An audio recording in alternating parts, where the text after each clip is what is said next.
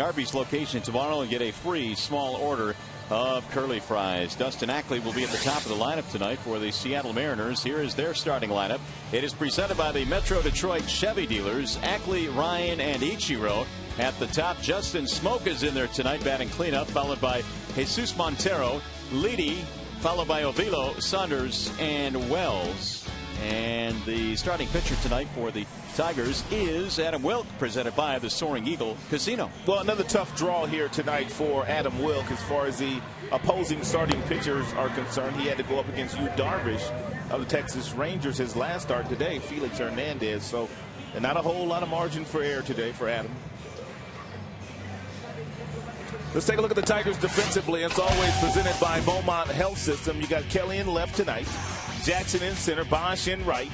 The infield reads Fielder at first, Santiago at second, Peralta, Cabrera on the left side of the infield, and the all-star catcher, Alex Avila, behind the plate tonight. We are ready for baseball here this evening. Game 2 in this series. Tigers and M. Seattle won the opener last night, and Dustin Ackley will start things off for Seattle. Ackley batting .243, followed by Brendan Ryan and then Ichiro Suzuki. Adam Wilk ready to go to work, and here we go. The first pitch of the ball game tonight is a strike call. Dustin Ackley and the familiar strike call of Jim Joyce behind the plate. Ackley was 1 for 4 with a walk in last night's ball game. Here's the 0-1. Make it 0-2 now on Ackley. Seattle checks in tonight at 8-10. The Tigers at 10-7 in the American League Central Division. Eric Wedge, of course, had his team out in Japan to start the year against the Athletics. Here's the 0-2 pitch. Ackley lines one left side, base hit out of the reach of Johnny Peralta. And Dustin Ackley's aboard. Last couple of years in the minor leagues, Adam Wilk was voted as having the best control of any of the minor league pitchers. But here's an 0-2 breaking ball that he left up in the strike zone, and that allowed Ackley to lace that ball right past Peralta. If you're going to throw that breaking ball there, you have to make sure that you bury it down and away in an area where Ackley can't get to it. Here is Brendan Ryan. He did not start last night's ball game, batting .190 in 15 games this year for Seattle. Wilk right away from the stretch, and the first pitch is high, 1-0. Ryan, you might recall, made the final out in the perfect game by Philip Umber. It was a check swing strike 3 that turned out to be the final out of that perfect game that Umber threw in Seattle. Here's Wilk's 1-0 pitch, and it's in there, a strike. So he will forever be part of a trivia question, I guess. He will, and he will always be on those highlights when they show it over and over and over. Ryan right now is battling a 4 for 22 slump. Ackley at first base has stolen once this year, and he draws another throw.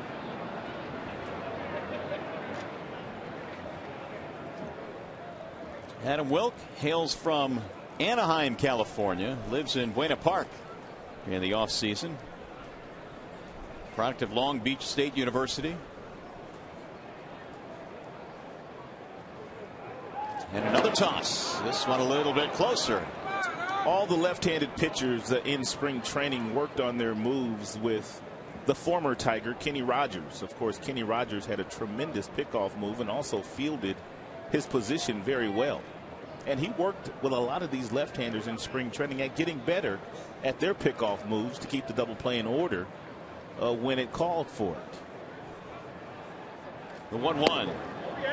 2 balls and 1 strike. I think sometimes we tend to think that guys are throwing to first base solely to pick guys off, and that's not necessarily the case, is it? No, you just want to keep guys close. You want to put that thought in their mind that you might pick again and you might show them a better move, but you want to keep your double play in order. Should Ryan hit something on the ground, you want to give your infielders a chance to turn it over. And another throw back to first. So Wilk is keeping a very close eye on Dustin Ackley. He has led the ball game off with a single. Seattle a winner in the ball game last night, 7-4. They raced out to a 4-0 lead before the Tigers could get going offensively.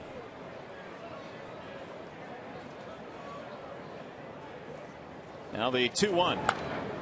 That is popped up foul, back out of play. 2-2 on the former St. Louis Cardinal, Brendan Ryan. Hit 248 last year with 3 home runs. A little bit of power, not much.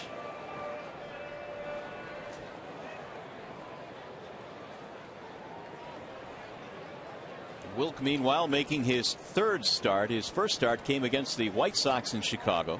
That's lined toward left field. It's going to drop foul. And back into the seats it goes.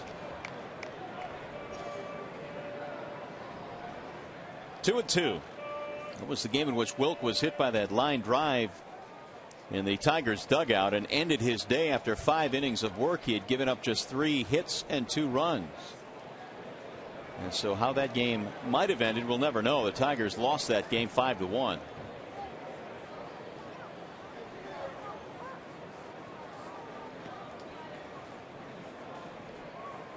And again the 2-2.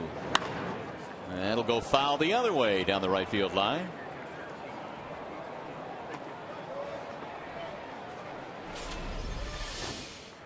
He only made a couple of bad pitches in the game up in the strike zone and gave up a home run or 2 against the White Sox. But by and large, he was throwing strike 1.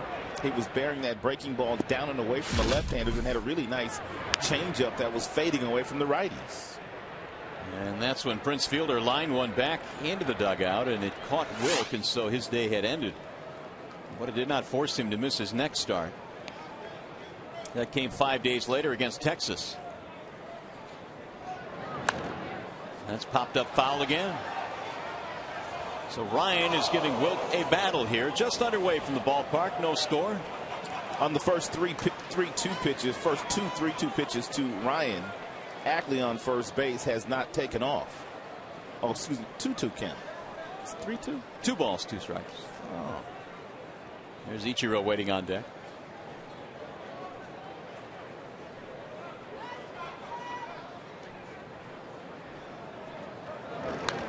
And it's fouled off again. It's turning into quite a battle here. Yes, it is.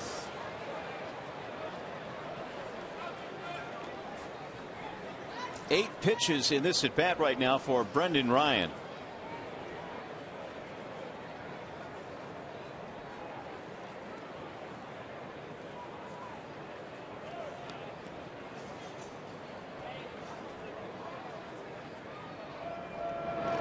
Checked it. Did he go?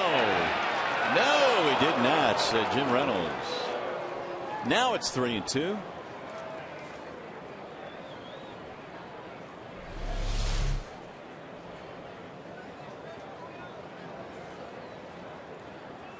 Looked like that same check swing on Saturday when Philip Umber threw that perfect game against them. I was thinking the same thing.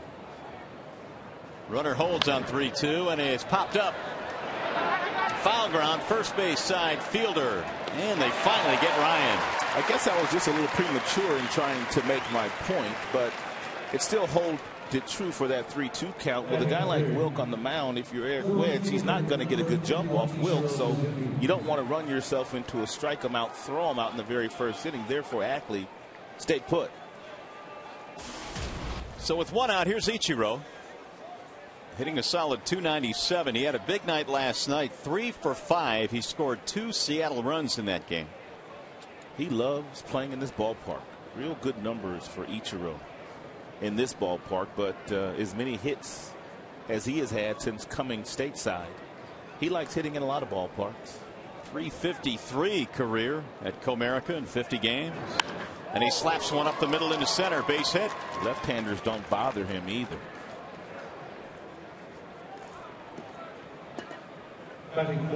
Two on now and 1 out. He's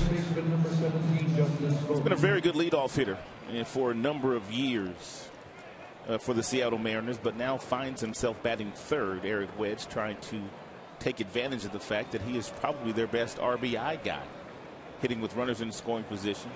Batting third gives him more opportunities. The only spot he has not hit in a big league lineup is number 4 in the lineup. So here is Justin Smoak with 2 on and 1 out. Early trouble for Adam Wilk. Smoak is off to a 2-0-3 start. And he looks at strike 1. He's got major skills, though. And Justin Smoak is going to be a real good big league player for a long time. And he plays both sides of the ball. Very soft hands over at first base. Smoak has had only 1 career at bat against Wilk, and that resulted in a home run. The 0-1. Missed the outside part of the plate. 1 ball, 1 strike. Can you believe that he and the starting catcher for the Baltimore Orioles, Matt Wieters, played on the same high school team? I cannot, but they did. Wieters and Smoak in your lineup in a high school game. It's a lot of offensive potential. Wow. Here's the 1-1. 1-2 on Smoak. Well, he was a big time prospect with Texas, and Texas had to part with him to get Cliff Lee a couple of years ago for their stretch run to get them into the playoffs. It's the only way that Texas got Cliff Lee, is that they were willing to give up Smoak in the deal. Smoak last year hit 15 home runs, knocked in 55. Here's the 1-2. 2 balls, 2 strikes. If you're Wilt, you are still just 1 pitch away from getting out of this jam.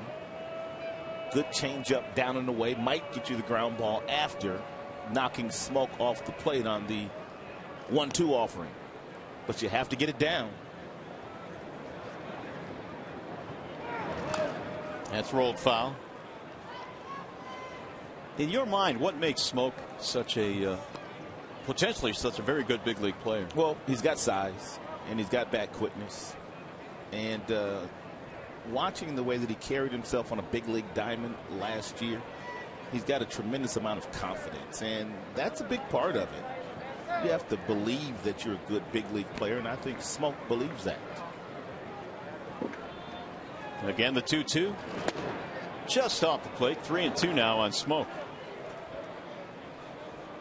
So with 1 out, they have runners at first and second, and on deck is Jesus Montero, their cleanup man. Actually, their number 5 hitter today was their cleanup man in last night's ball game. Smoak inserted into that spot tonight. And the 3-2 is hit in the air to right field. Bosch backing up. Runners will tag. Ackley will move to third base.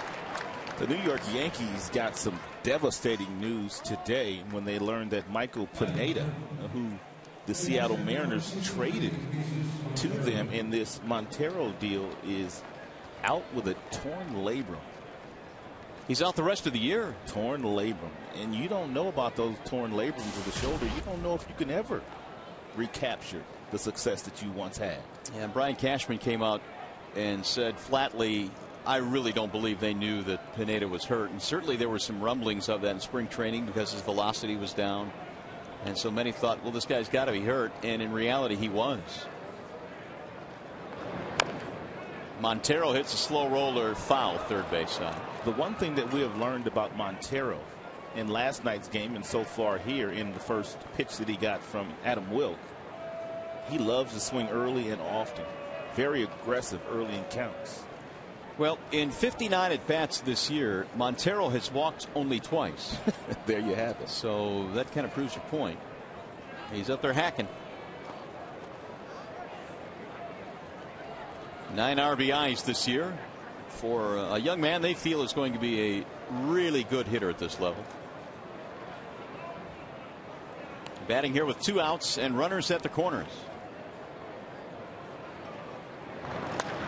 And he shoots one to right field. That's going to drop fair. It'll get a run in. Ackley comes around to score. Ichiro will stop at third, and Montero makes it 1-0 Seattle.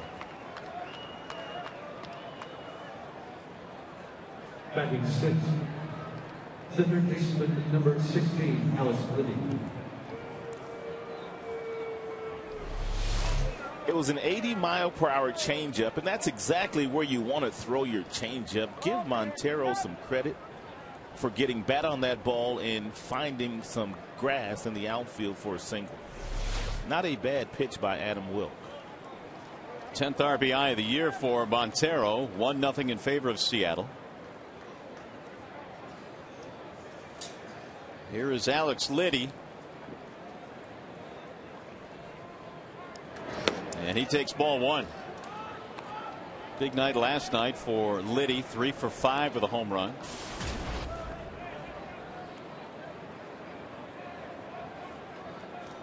Hitting .368.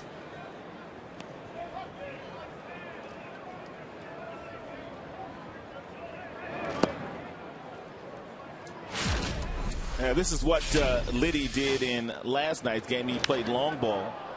Well, that was against Ballister. He also had a couple of more singles in the game. And he is going to start finding himself in that lineup in a lot of different positions. First base. They may get him some starts in the outfield as well because of his bat. He is listed at 6'4", 230. He looks good in his uniform. And was the only minor leaguer last year to knock in 100, score 100, and hit 30 home runs. Batting average was in the .250 range, but still, that's an awful lot of production.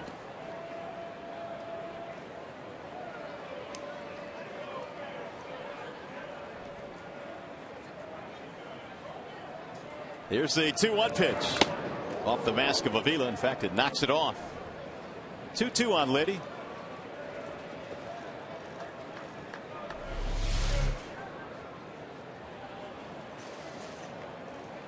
That happened to Alex last night. It's happened again here tonight. Every night. Yeah. He takes a beating behind that dish. Avila's got his name on his chest protector. That's pretty sweet. He's big league. It is big league.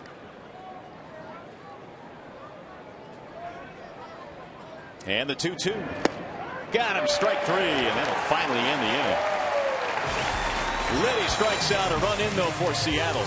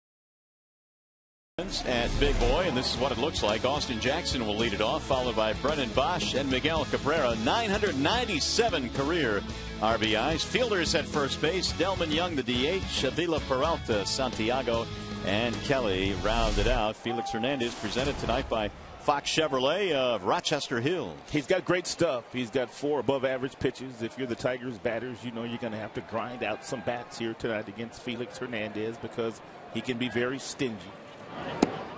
And his first delivery is low and outside to Austin Jackson. Felix not throwing as hard this year as he has the last number of years. His fastball has not been getting up to 97, 98 miles an hour. He'll work anywhere from 89 to 91. And there's a little bit of concern as far as the velocity is concerned, but he's still a really good pitcher. Well, he struck out 12 in his last start against Cleveland. The 1-1 outside, 2 balls, 1 strike. So we see his first couple of fastballs in the upper 80s, lower 90s. 90 to be exact on that last one. 2-1. Jackson takes. It's a strike.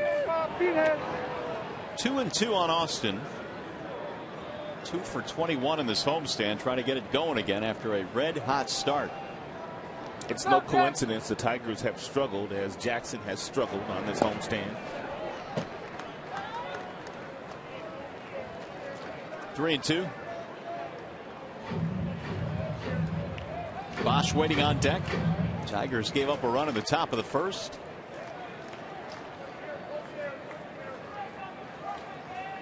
And the 3-2 pitch. He walked him. The Tigers will take that. Back on August 4th, 2005, Felix Hernandez made his big league debut here. 5 innings, gave up 1 earned run through 81 pitches. Would not be shocked to see Jackson take off on the first or second pitch. And with Hernandez on the mound and Montero behind the plate, Montero still learning how to catch at the major league level. Not necessarily known for his defensive skills, but he can really hit.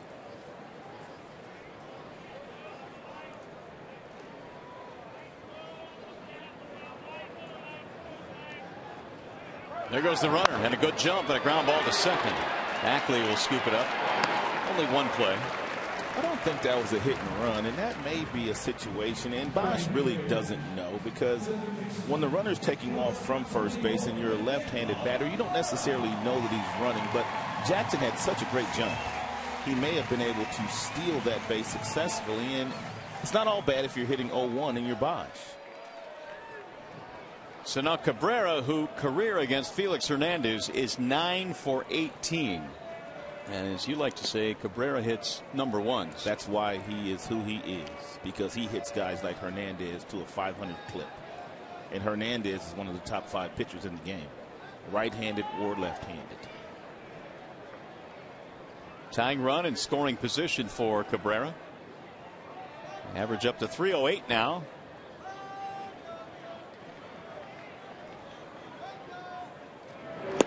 And he takes strike 1. 2 out of 3 last night for Miguel. In fact, he homered in the ball game last night. One of a couple of home runs the Tigers hit. 5 long balls on the season for Miguel.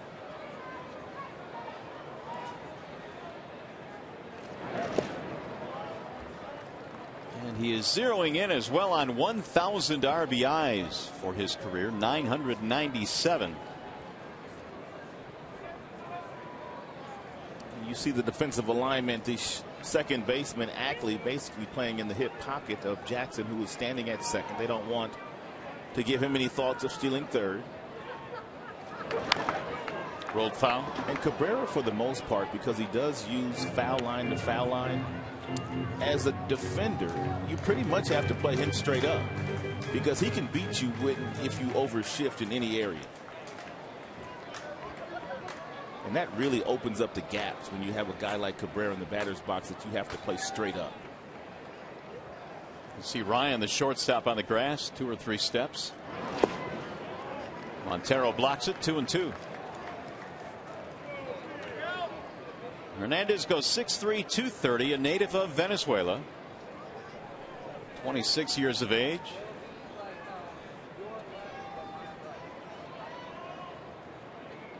Prince Fielder waiting his turn on deck. Now the 2-2, and it's low again. Montero goes down to smother that one. 3-2.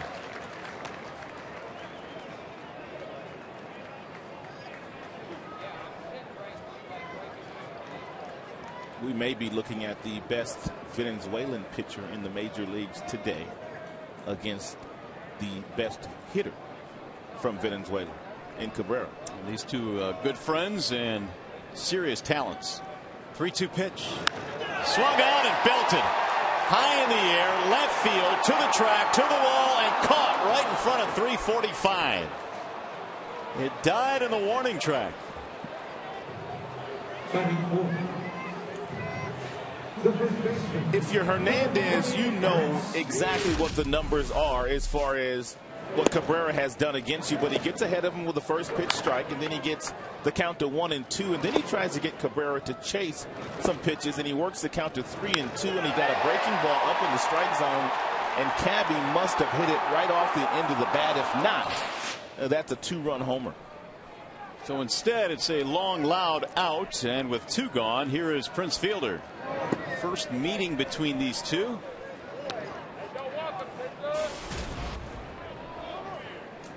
Fielder last night 2 out of 4 in the ball game and batting .328. Now obviously Fielder may have seen King Felix in spring training out in Arizona in his Milwaukee days.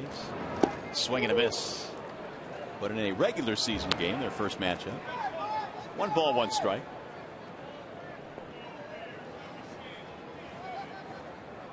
Prince right now sitting on 21 hits, which is 8th best in the American League, which has kept his average up over 300 most of the year.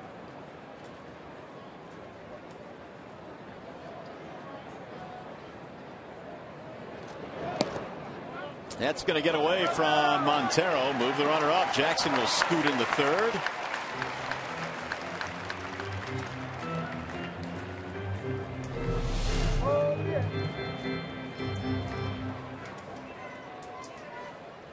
That is a pass ball. And the Mariners have said that Montero is still a work in progress defensively. His bat so far has been his calling card. 3-1.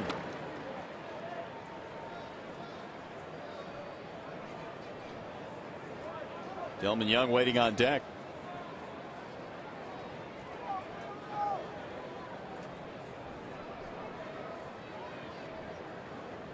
Three-1 pitch. He walked him. While we have a moment, let's set the Seattle Mariners defensively.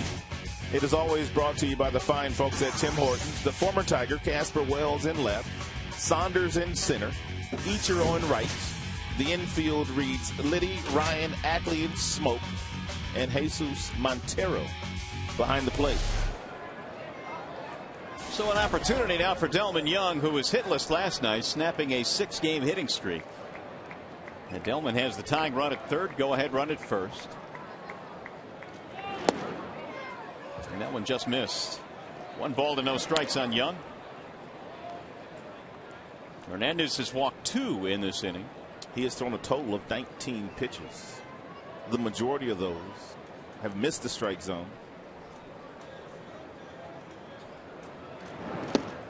There's another one that missed. 2-0.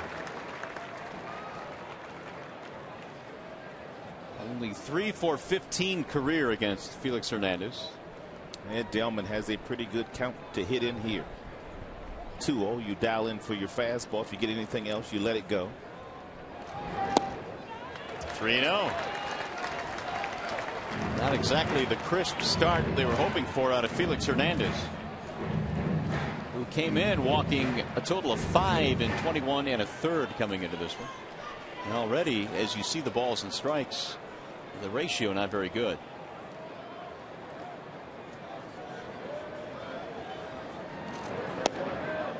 And he walked him. So he has walked the bases loaded. Carl Willis, the pitching coach for Seattle, making some notations.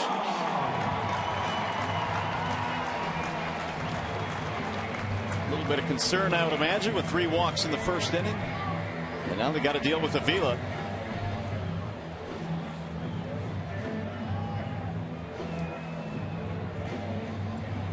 Alex hit the home run last night. It was a 430-foot home run to center field. And right now he's got the bases loaded, all on walks. Jackson at 3rd, Fielder at 2nd, and Delman Young at 1st. Driven in the air toward left field. It's got a slice though, and that'll go foul. Here's that 430-foot home run you just spoke of.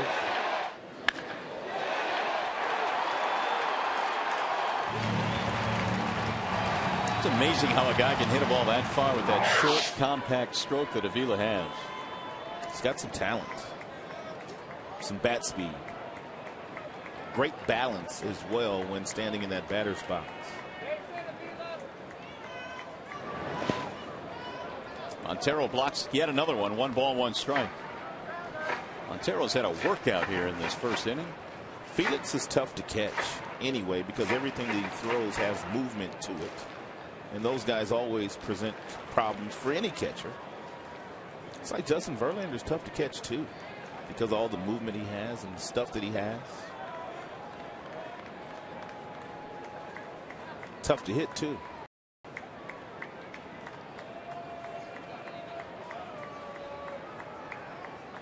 One and one on Avila.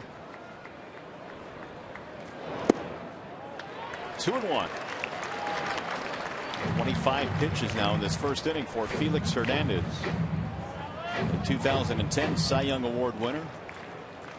He won that award despite the fact that he was just 13-12 that year. His secondary numbers were off the chain, though.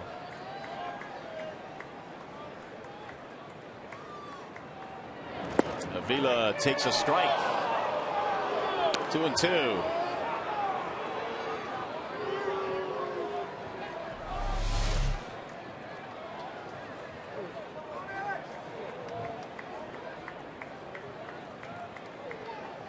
Alex thought it might have been a little bit high. 2 balls, 2 strikes.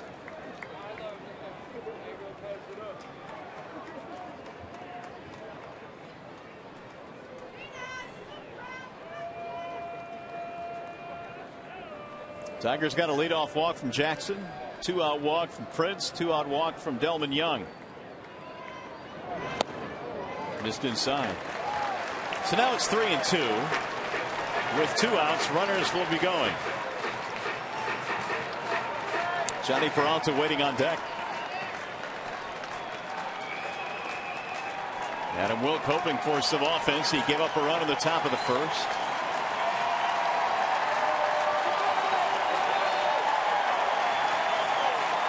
Three-two pitch. Bouncing ball right side. Ackley knocks it down. Still has time, and he throws him out. Ball laid up, Dustin Ackley. Tigers load the bases, but leave them full.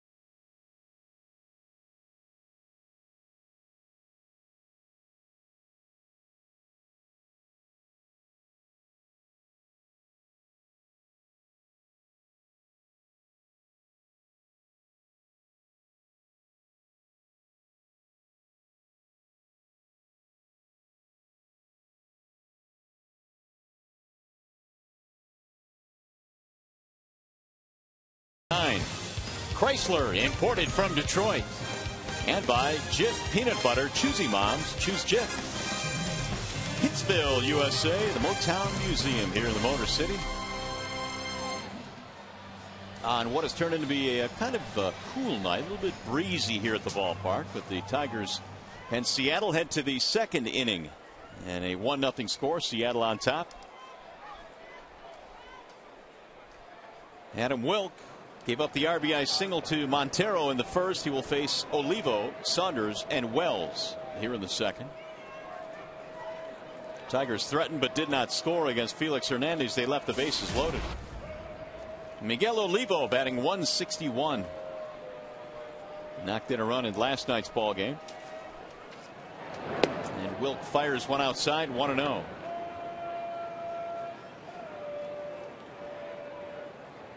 Adam gave up 2 singles, and then the RBI hit to Montero. A little flare to right field. 1 ball, 1 strike.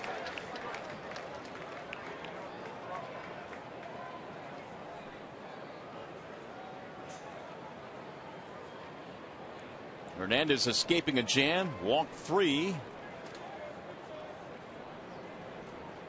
but did not allow a run. The 1-1 pitch. That'll get back out of play. 1 ball, 2 strikes.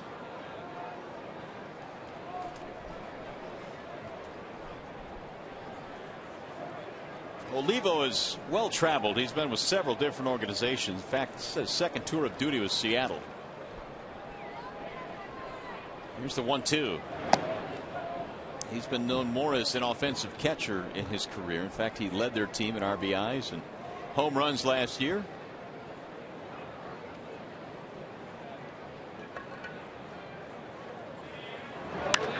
And he lines one to right center field. Jackson goes over there to play it on a couple of hops. Olivo with an aggressive turn, but he'll stop. Leadoff man out for Seattle. By the way, this game is available in stunning high definition tonight on Fox Sports Detroit HD. It's sponsored by Xfinity from Comcast. Well, Seattle already with 4 hits in this game. Mariners had 15 hits in last night's ball game. And Saunders a big part of their offensive effort last night. Shortens the bunt, takes a strike.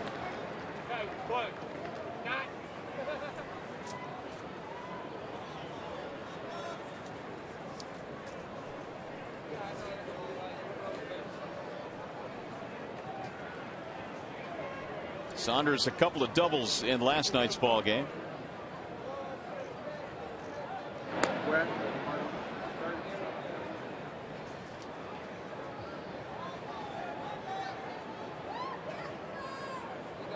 Saunders last year hit just .149 in 54 games at the big league level. His numbers have been much better in the minor leagues.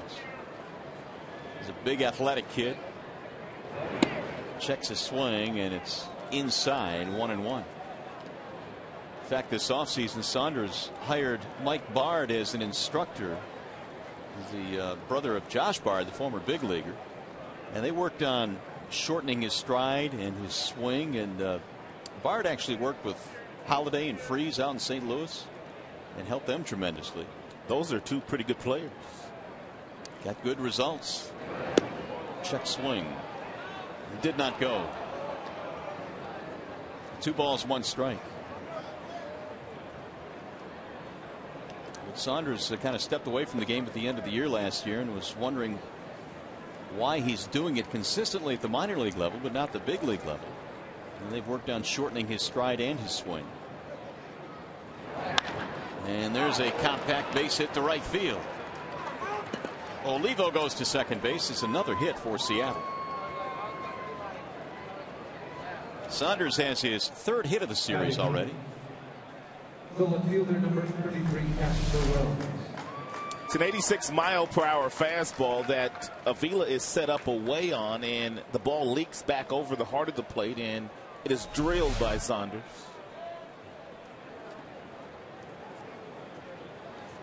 Casper Wells, not your typical number 9 hitter. He's got some pop in his bat. He displayed that while wearing the Tigers uniform. Casper, of course, involved in the Doug Fister deal last year. And he takes strike 1.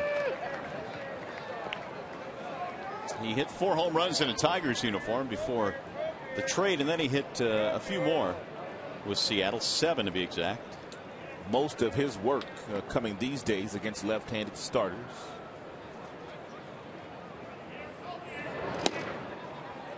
Casper did not have a good spring at all, but Eric Wedge, the manager of the Seattle Mariners, long memory, he performed well for them last year after the Fister trade.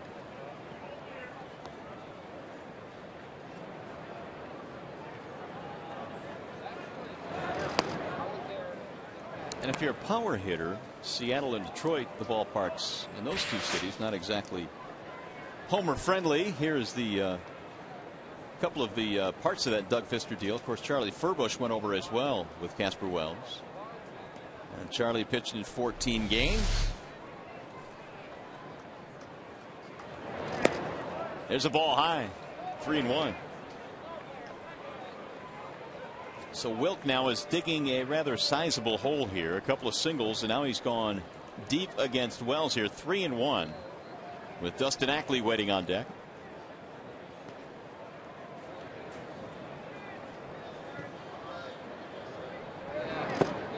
He walked him. That's going to load the bases.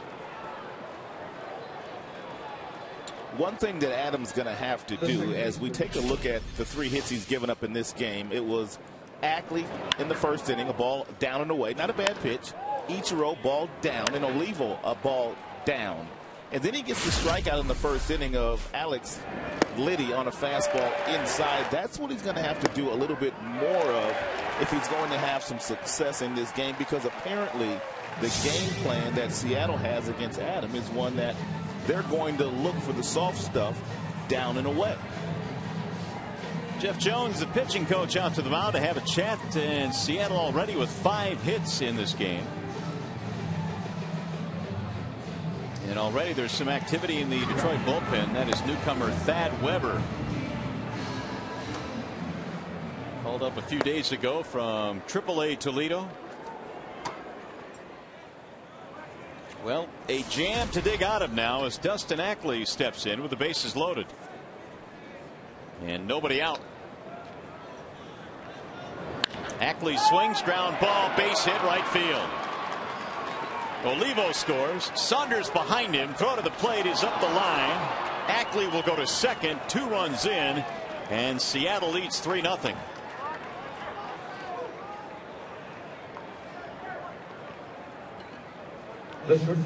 Third hit of the second inning now for Seattle, and they extend their lead. Good effort by Prince over at first base. He takes one step and dives, but the ball is by him. And Brennan Bosch, if he could do it all over again with the speed that Saunders has, he wasn't going to throw him out. Simply should have come up and made sure that he kept Ackley at first base and kept the double play in order for Adam Wilk. 8 RBIs on the year for their leadoff man, Dustin Ackley. Here's Brendan Ryan. 2-run single. He takes second on the throw. And Ryan fouls it straight back.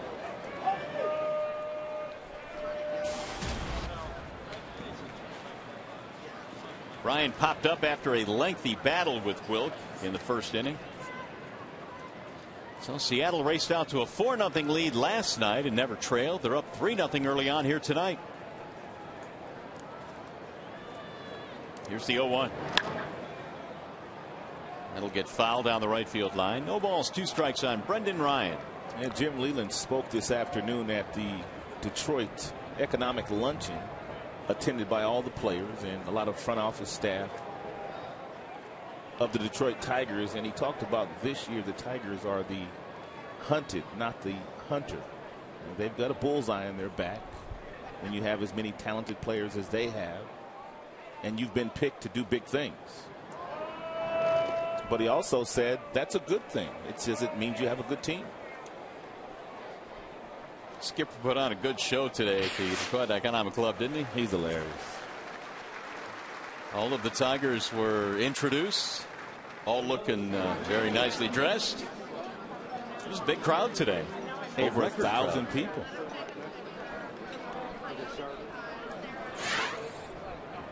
Here's the 1-2. Driven to left field and caught on the run by Don Kelly. Then he'll get another run in. Wells will tag up and score. Sac fly for Brendan Ryan.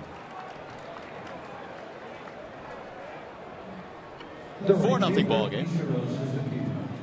By the way, it's time now for the AT&T trivia question. We're getting it to you early tonight. Who has the most hits among active players? The most among active. Wouldn't be this guy, would it? I don't think so. No? Nope.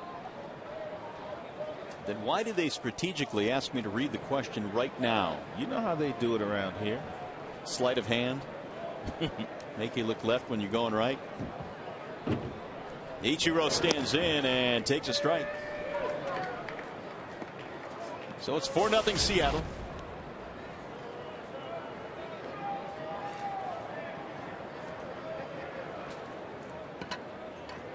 Ichiro had a base hit back in the first inning. That's 6 hits now for Seattle. That's low, and Avila blocks that one.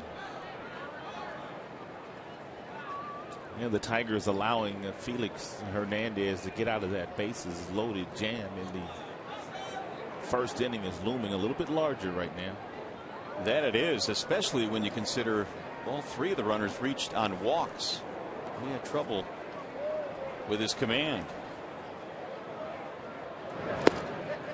Felix is going to need some help here tonight anyway. He threw 126 pitches his last start. As we could look at how many pitches Wilk has already thrown.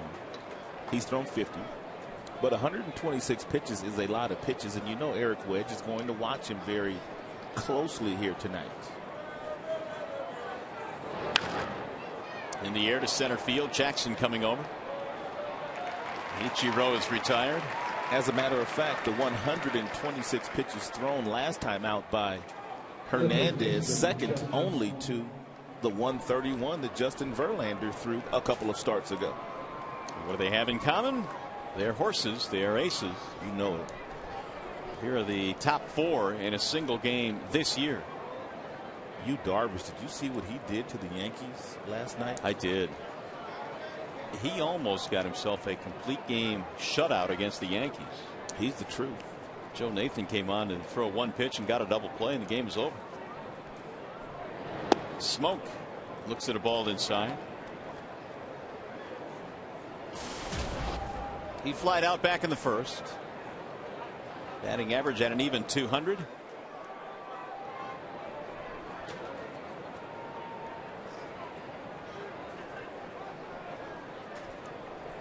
Here's the 1-0. Bouncing ball to short.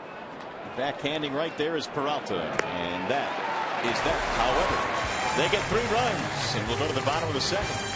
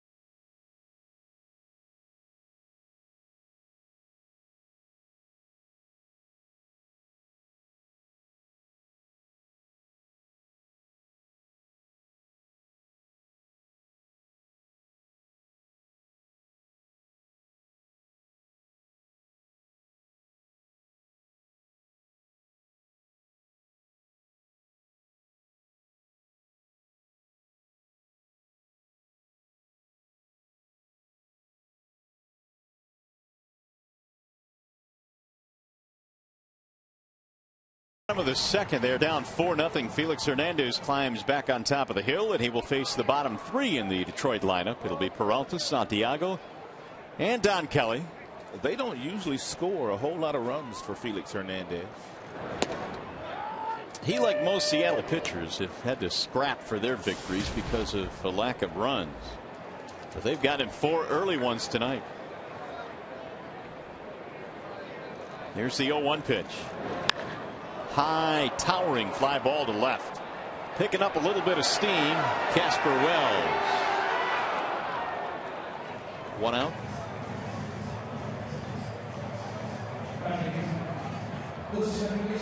That'll bring up Ramon Santiago.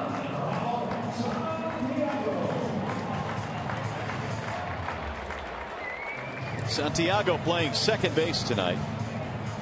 He is 1 for 15 career against Felix Hernandez.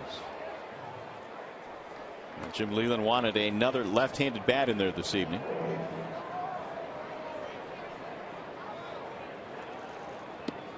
We talked about Felix not getting much support. 16 times in his career he's gone 7 or more innings, allowing 1 run or less, and gotten a no decision. Really? 16 times. I mean, when you go 7 or more, 1 run or less, you're winning those games. Well, if he stays in the Seattle Mariners uniform, the length of his contract and some of the young offensive players now that Seattle has continue to mature, he will start to win a lot more games. Here's the 1-2. Just missed. 2 balls, 2 strikes. Yeah, that's the key. I mean, he's going to have to be a little bit patient here because there are, it appears, some pieces in place, but how long will it take? Nobody knows. The 2-2. Ground ball back up the middle. It'll get through. Base hit. First hit of the night for the Tigers. 1 out single for Santiago.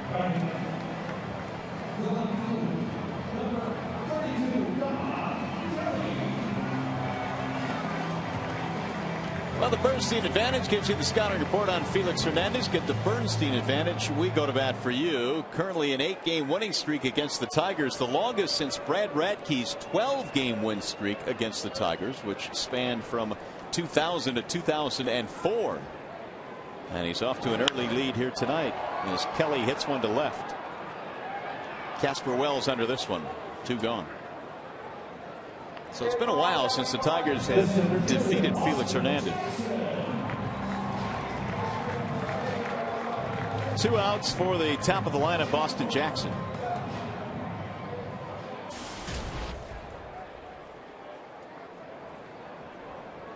Austin walked in the first inning.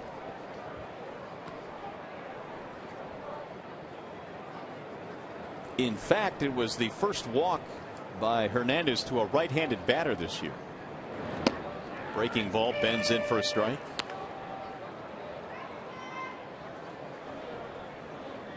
Jackson, despite the latest slump that he is in, he is 2 for 21 on this homestand, still leads the team in walks with 11 now.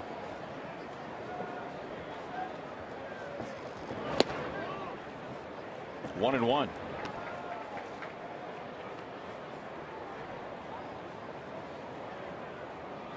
Hernandez walked 3 batters in the first, but he got out of it by getting Avila to ground out. There goes the runner, swinging a foul tip. Santiago heads back to first base. Looks like the Tigers are going to be aggressive here, even though they're down by 4. But it's early, and I think some of that has to do with the rookie behind the plate, Montero.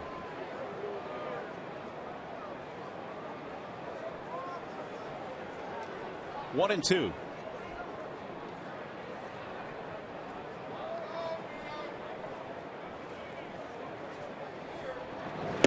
Inside as Jackson bends out of the way. 2 balls, 2 strikes.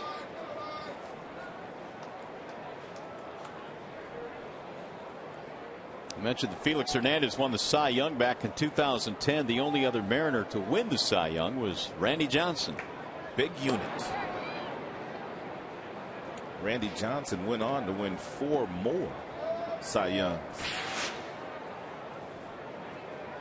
You see the 13-12 record, but the other numbers, as you were mentioning, off the charts. 2.27 ERA, ton of strikeouts. Randy, maybe the most dominant left-hander I've ever seen in person. Obviously, there have been others through the years, but well, when you get Randy Johnson in the Kingdome with 50,000 fans, pretty electric. It was loud.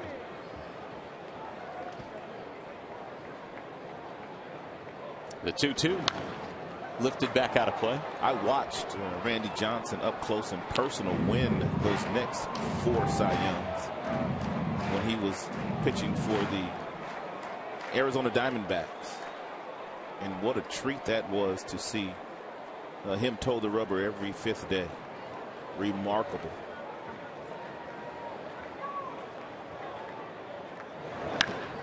High fly ball, right field, and it's straight at Ichiro. We'll drift a little bit, and the inning is over. No runs and a hit, 1 left, and you're watching Tigers baseball tonight, presented by Bell Tire.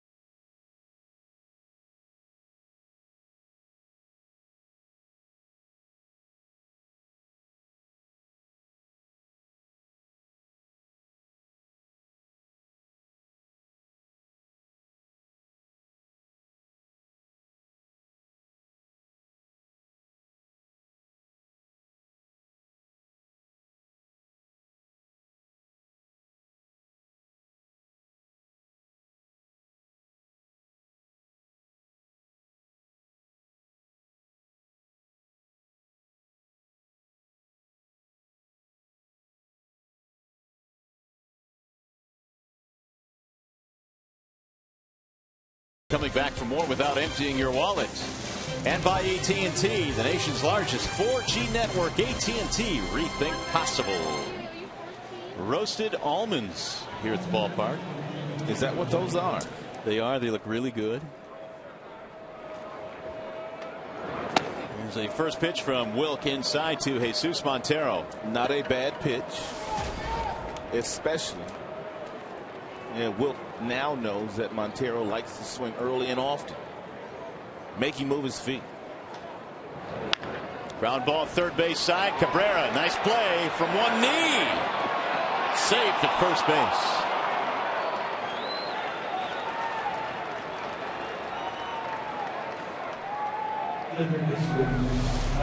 It's a nice play by Cabrera. A couple of steps to the right. He leaves his feet and he throws from one knee. And Prince just couldn't pick it on the other side.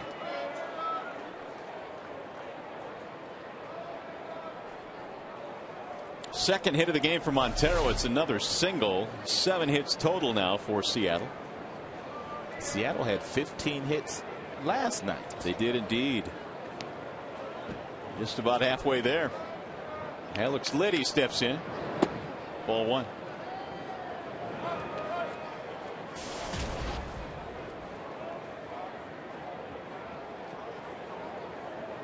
Seattle now has had the leadoff man reach in 8 of 12 innings so far in this series.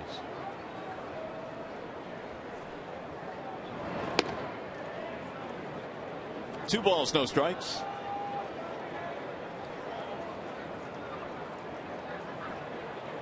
They got a run in the first on the RBI hit by Montero. They scored 3 more in the second.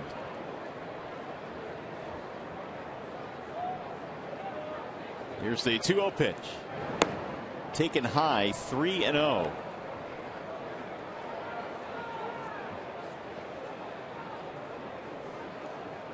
Wilk in his last start against Texas gave up just 2 earned runs, but he gave up 10 hits in that game.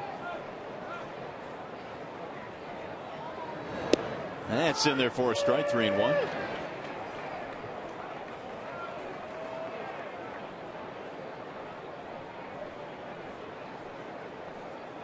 Liddy struck out to end the first inning. And Avila wants the fastball away. Swung on, drilled high in the air, deep into left field and way back. And that ball is way gone. Ooh, he's got real power. Second home run in the series for Alex Liddy, and that thing went a long way. That fastball was only 85 miles an hour. So Liddy, he provided all that power.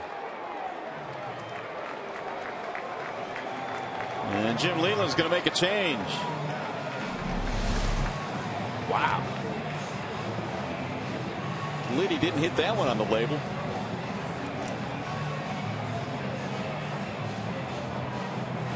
Over the bullpen into the seats.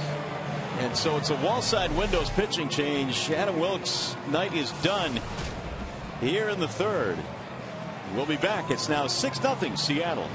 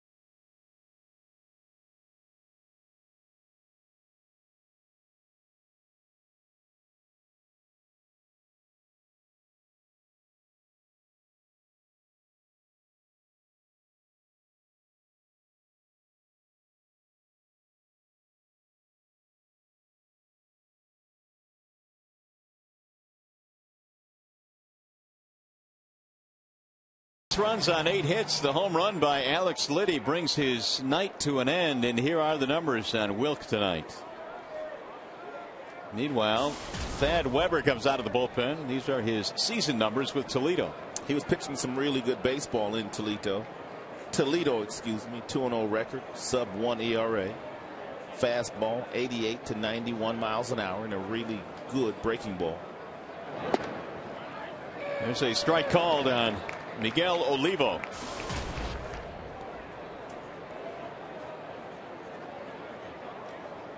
Singled, scored a run in the second inning. 6 runs, 8 hits, no errors for Seattle. Tigers, no runs, 1 hit, no errors.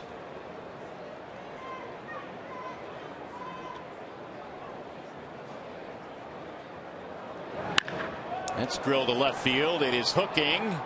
And it's a foul ball. Right at the wall down there. That was a seed. No kidding. A line drive. They are not getting cheated.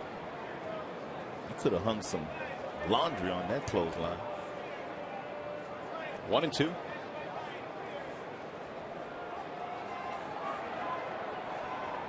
Eric Wedge's team came in at 8-10. They're trying to get back up to the 500 mark. Of course, they're stuck in the West, where you have the Angels and the Rangers, although the Angels not playing all that well. Well, the Seattle Mariners feel like they have the right manager in place. Ground ball right back to Weber. Nice play. First out of the inning. Well, we have a chance. Time for a game break. To the studio we go. Here's Justin White.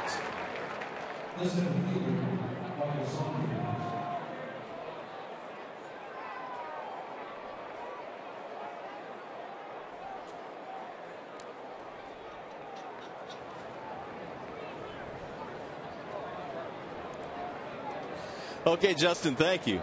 That was my favorite player. Kaihue. He's back in the league now. Keela. Here's Michael Saunders. 6-0 Seattle in the lead, and a ball down low from Weber. Just to finish that thought on Eric Wedge, of course, a lot of Tigers fans remember him from managing the Cleveland Indians. There's a bouncing ball. Cabrera cuts it off, spins. Safe. We're going to let you finish that thought somehow, some way. It's a good play by Cabrera. This is what you're taught to do. I mean, you cut in front of the shortstop on any play that you can make. He does a 360 and fires a strike over to Prince Fielder, but Saunders can run. Saunders got good speed.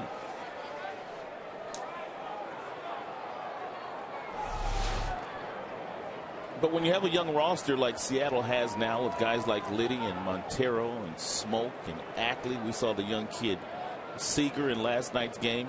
You want an experienced manager that has gone through that with young players, as Wedge did with the Cleveland Indians. Runner goes to throw. Not in time, and a steal. And they are playing some very aggressive baseball under Wedge here in the first couple of days against the Detroit Tigers. They're keeping the pressure on. Third steal for Michael Saunders.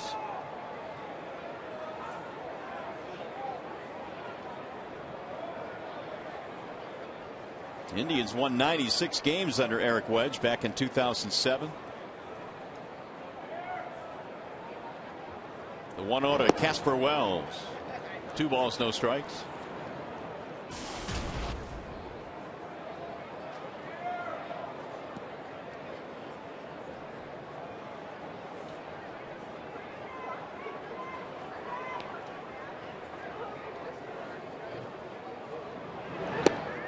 That's in there. 2-1. Thad Weber is a native of Nebraska, Lincoln, Nebraska. 16th round pick in 08, the June draft of 08. He is a Cornhusker. Fouled away. Darren Erstad also played his college ball at Nebraska. I'm trying to think. Java Chamberlain, didn't he go there? Yes. 2-2.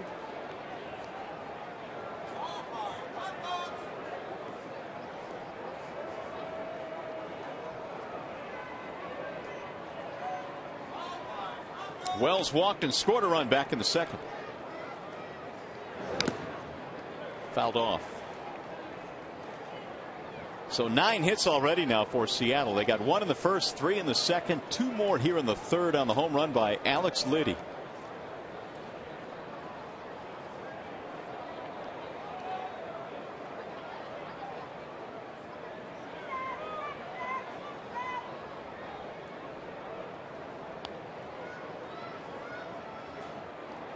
The 2-2 is fouled off again.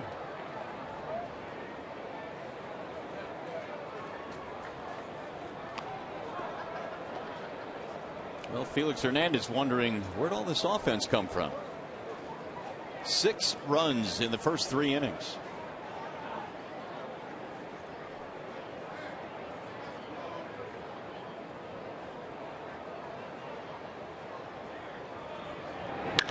Bouncing ball to short. Johnny Peralta charging and boots it. Man, oh man.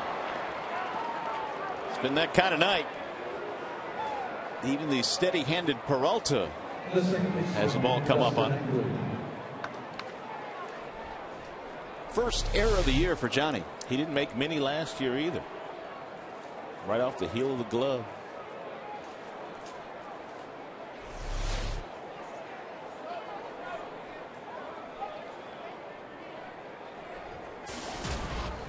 Here's the top of the order, Dustin Ackley, who already has 2 hits, 2 RBIs tonight. Bouncing ball to second. This should be 2. There's 1 and safe. Wow, Ackley motoring down the line. I didn't realize Ackley had that kind of speed. Well, that's part of his skill set, apparently. Here comes Jim Leland arguing, apparently.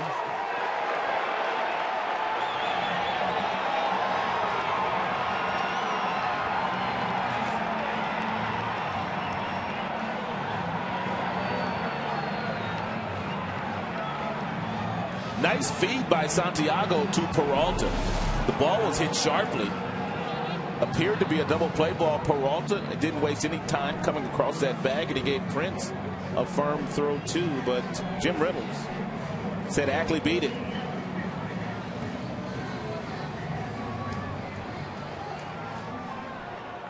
Ackley can run. Yep, barely beat it. Boy, barely.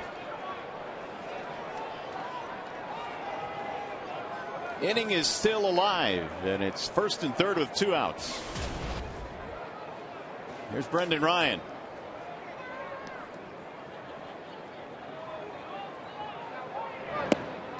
Ball 1.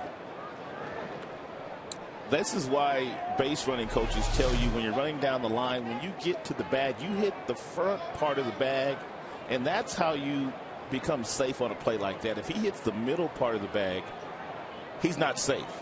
But you hit the front part of the bag when running down the line, and sometimes you can get that call.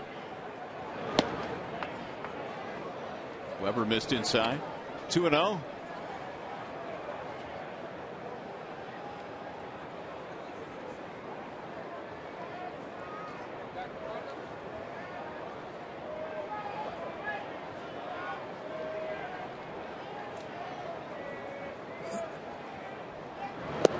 That's in there, a strike. 2-1 now on Brendan Ryan, who tonight has a sacrifice fly and an RBI. Too many of these types of counts tonight by Wilk and now by Weber. These counts are where big league hitters kind of feast off of you. Strike call. 2-2.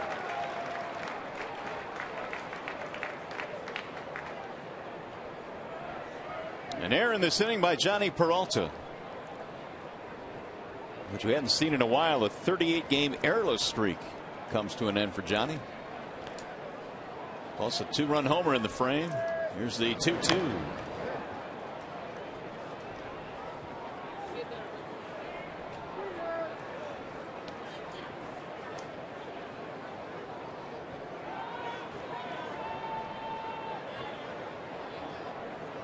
Seattle with runners at 1st and 3rd.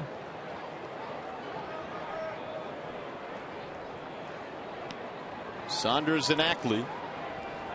And the 2-2 again. Outside. 3 balls and 2 strikes.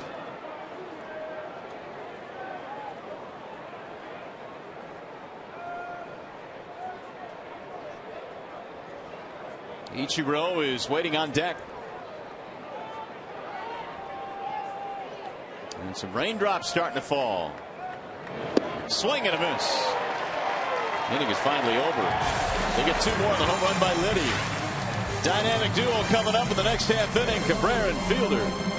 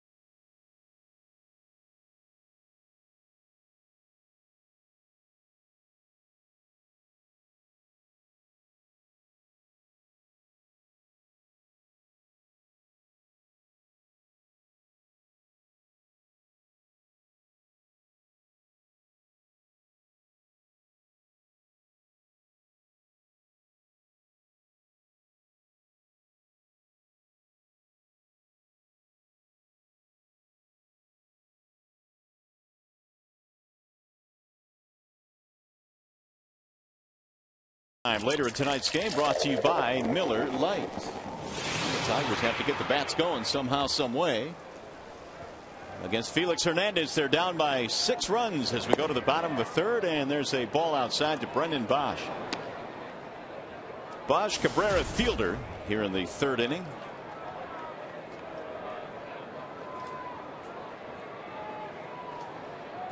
The 1-0 is hit in the air to right field. That ball's hit well. Ichiro turns around at it, and it's going to go. It's gone. A home run for Brendan Bosch.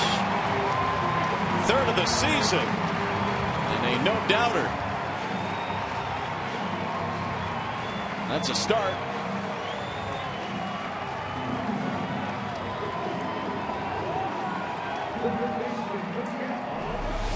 It's a 1-0 fastball by Hernandez, and it's right down the middle. And Brendan Bosch absolutely crushed it.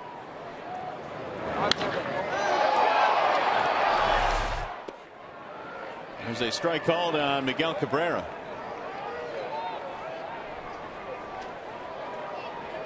Just the second home run this season that Felix Hernandez has given up. 1 ball, 1 strike.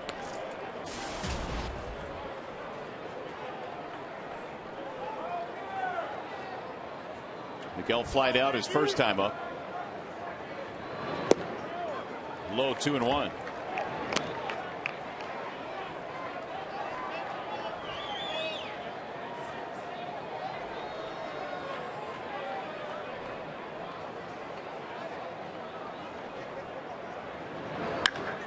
High towering fly ball to center. Saunders. 1 out.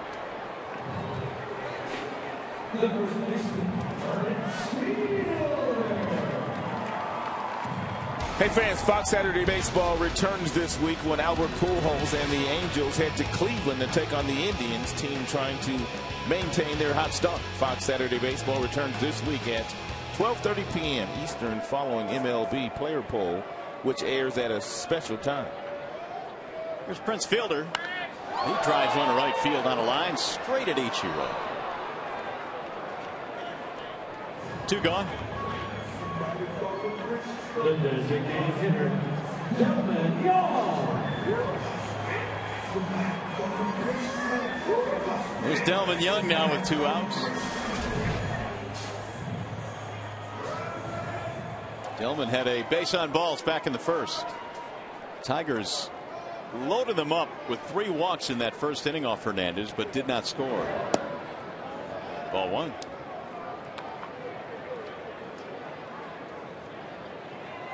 Home run by Bosch here in the third puts the Tigers on the board. It's 6-1 Seattle.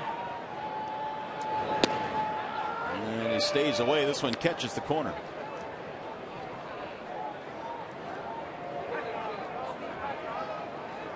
One ball, 1 strike.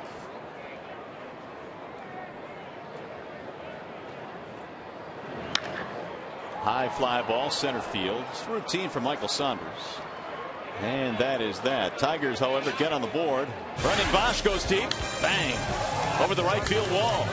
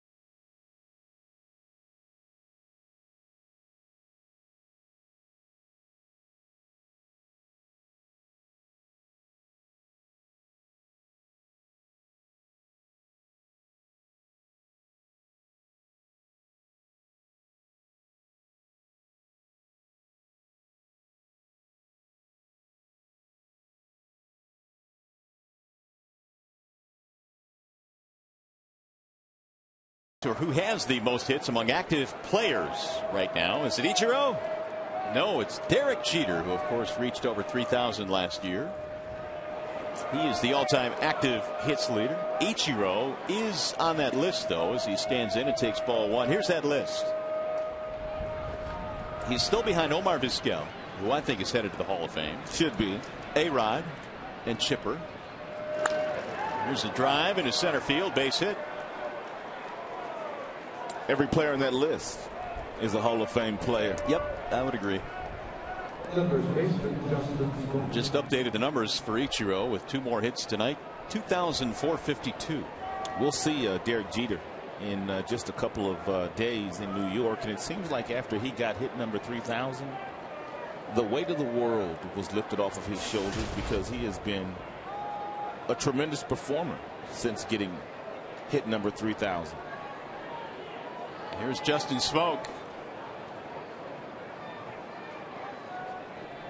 I can't imagine what the media crush is like in New York when you're chasing something like that, whether it's a long hitting streak or 3,000 hits. And Derek's a guy that doesn't like to talk about himself, but he found himself having to answer those questions every single night.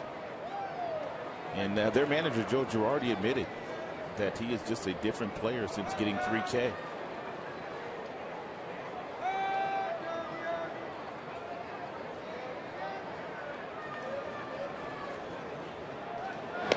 Ichiro draws the throw. Ichiro has now played 51 games here at Comerica, counting tonight.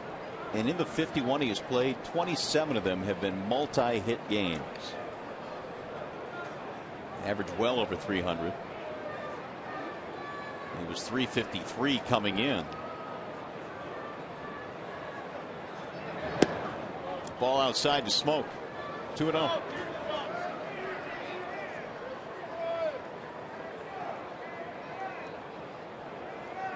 Thad Weber took over for Wilk. Adam knocked out in the 3rd inning.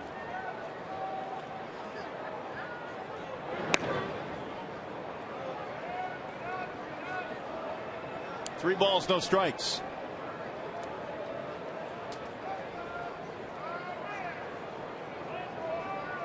Jesus Montero waiting on deck. Runner goes in the air to center. Jackson has a beat on it. And Ichiro retreats. Looking forward to that first trip to New York. Well, Friday night, pretty good matchup. Verlander and Ivan Nova. Take a look at the run support that Nova has been getting this year. Whoa. That is the highest in the league. Almost 10 runs a game. You should be 3-0. He won quite a few games last year. It'll get away from Prince. Ichiro is going to head to second. He'll get there. Just not a real crisp, clean game played so far here tonight by Detroit.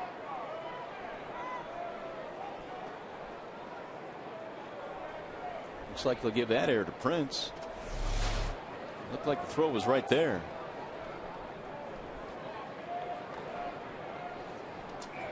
It is E3. Strike call.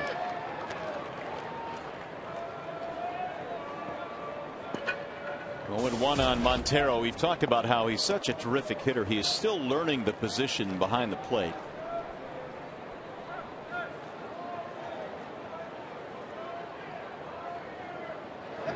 And Eric Wedge has experience handling a good young hitter who came up as a catcher.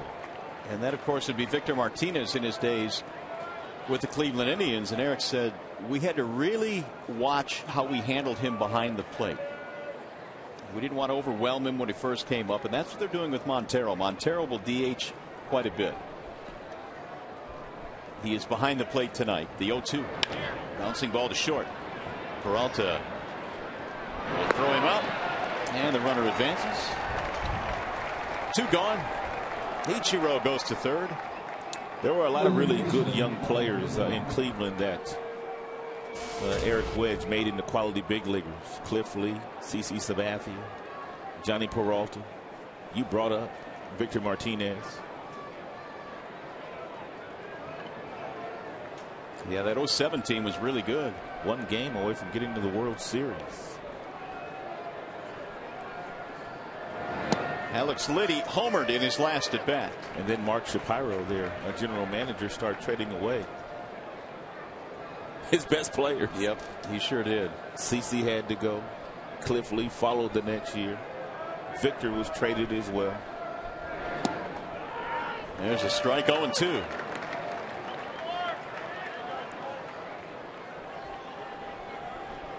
And by and large, the prospects they have returned with some of the big names going the other way really haven't panned out, have they? They have not. You're talking about guys like Matt Laporta, who they expect a lot from. There's a chopper hit slowly toward the left side of the infield. Cabrera. Liddy is out. Inning is over. No runs and a hit. One man left.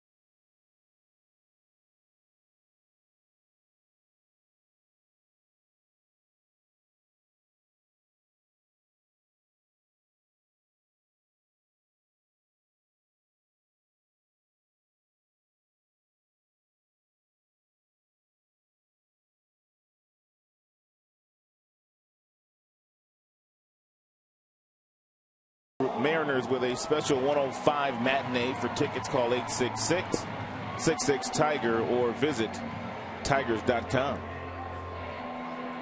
Rick Porcello for the Tigers. Hector Noesi will go for the Seattle Mariners. They'll wrap up the series. Tigers then will hop the plane and fly to the Big Apple. Here come the Tigers now down 6-1. We head to the bottom of the fourth. It'll be Avila, Peralta, Santiago. First pitch is high from Felix Hernandez. The only run he's given up, the home run by Bosch. Avila is 0 for 1.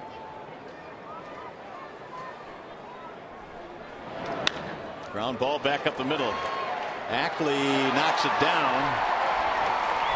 Unable to make that play cleanly. Ackley is still pretty much learning that second base position, which is one of the reasons why he left his feet on this ball up the middle. I'm not so sure he had to leave his feet. He probably would have been able to backhand this ball had he just kept running.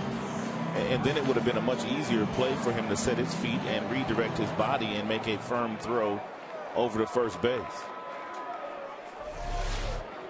Infield hit for Avila. Third Tigers hit tonight. That'll bring up Johnny Peralta.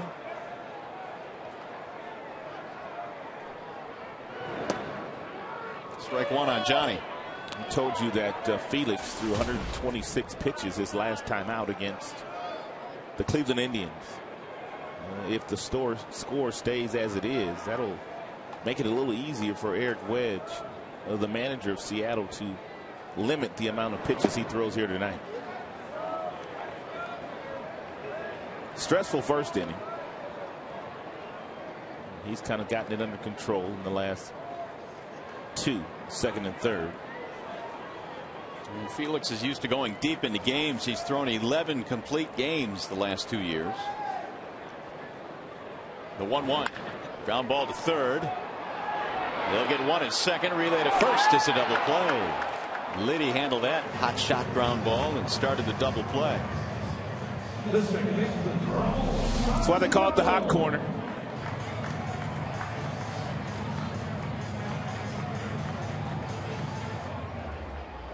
So Ackley at second base used that bag to protect himself, staying behind it, making Avila slide over it, which meant there would be no contact between he and Avila.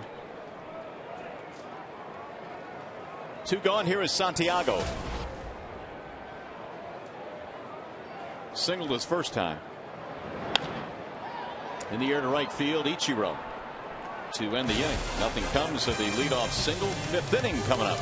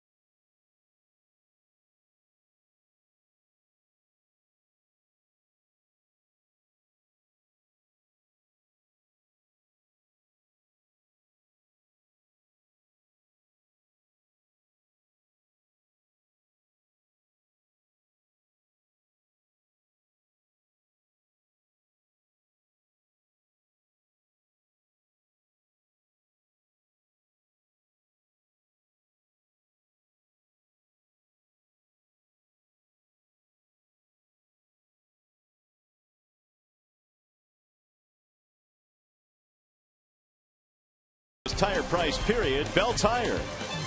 And by Toyota, brought to you by your Greater Detroit Toyota dealers. Hey, by the way, don't forget, you can vote for your Tigers McDonald's Player of the Game, presented by the Angus 3rd Pounder Deluxe. Using your cell phone, text Tigers followed by a space, the player's uniform number to 37338, or vote online at foxsportsdetroit.com. And if you wear one of these hats while you're texting your vote, you get bonus points. They still have the tags on them. 6-1 is our score with Seattle on top. Miguel Olivo leads it off. Olivo, Saunders, and Wells. 7, 8, 9 facing Thad Weber.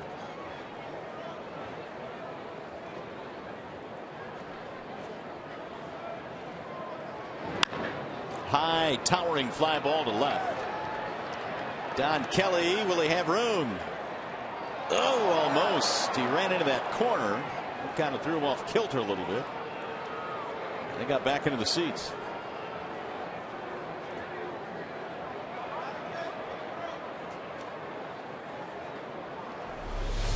When that ball left Olivo's bat, it appeared that Don would have a play in left field. That was right in somebody's drink.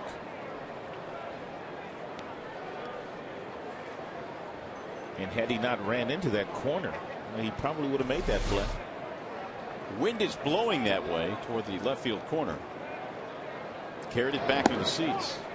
Wind has been blowing every which way here in this homestand. And it's been a strong wind too this entire week. We don't see the flags blowing in that direction very often. No, usually out the other way to right.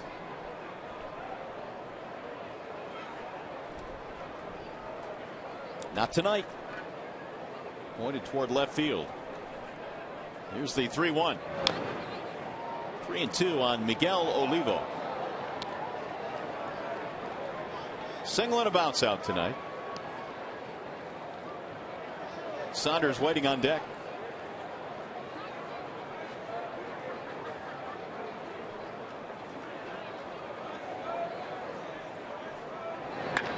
Ground ball to short.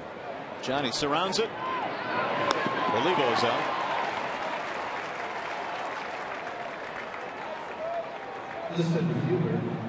One away from Michael Saunders. We've talked about all the youth that Seattle has on this team. On opening day, their roster included 7 rookies and 5 second-year players. Very young bunch that Eric Wedge has had to work with, and their starting pitcher tonight, Felix Hernandez, is only 26. But he got to the big leagues at a very young age. 19.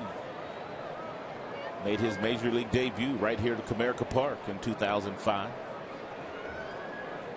The 1-0. Chopper hit to the right side. Santiago charging. 2 gone.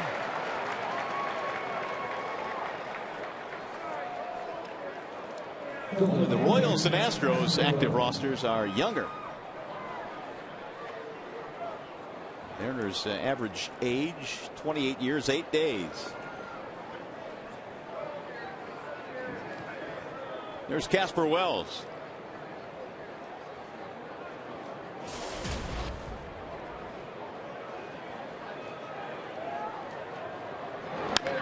Ground ball, fair ball. To the corner it goes and left. Wells motoring to second base. He's in with a 2-out double.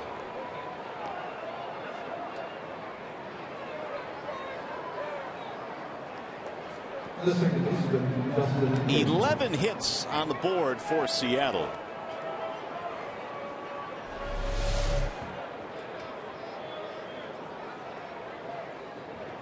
Just inside that left field line. And James Hoy, third base umpire, he's right there. It's not where it lands, it's where it crosses the bag. Cabby not believing it was fair. Wells on base for the 3rd time tonight. Here's Ackley. In there, strike 1. Big night for Ackley. 2 hits, 2 RBIs. Average at 260. He's at 4th at bat of the game already today.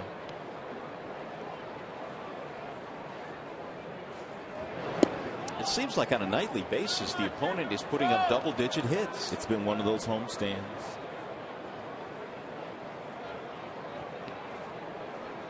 One ball, 1 strike.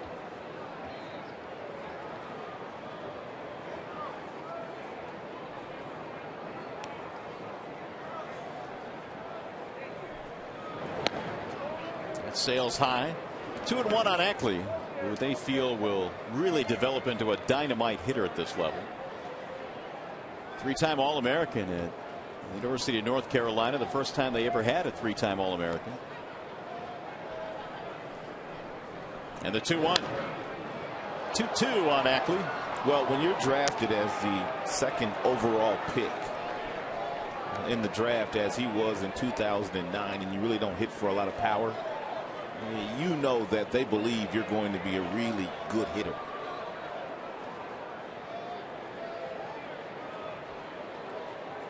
Usually that first round is power pitchers and power hitters, 5-tool players.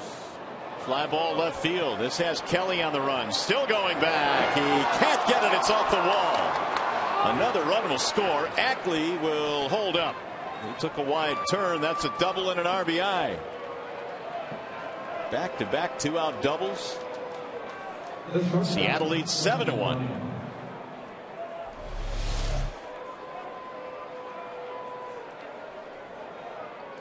Looked like Kelly took that banana route in the outfield, and it's very tough to make that play when you're trying to adjust your body and trying to realize where the fence is.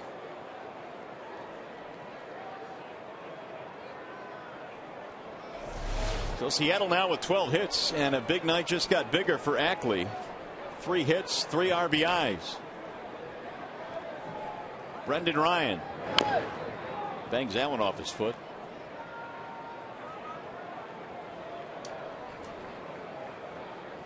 Ryan this evening, an RBI with a sacrifice fly back in the second. Hitting 182 this year in the early going.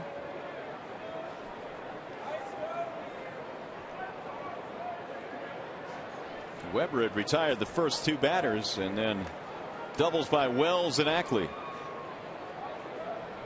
Thad had to come into this game early tonight when Wilt was knocked out in the third. Low and away.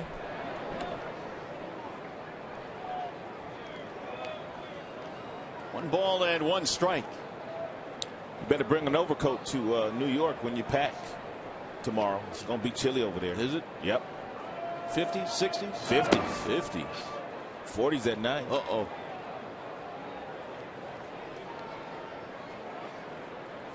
Maybe we'll just bring Paws' costume. Oh, you be warming now. Hop into that thing for the night. That'll cut down the wind. What's Paws doing? Can't watch. It's picked up by the shortstop Peralta. Inning is over. They get another run to go up 7-1, and you're watching Tigers baseball tonight, presented by Bell Tire.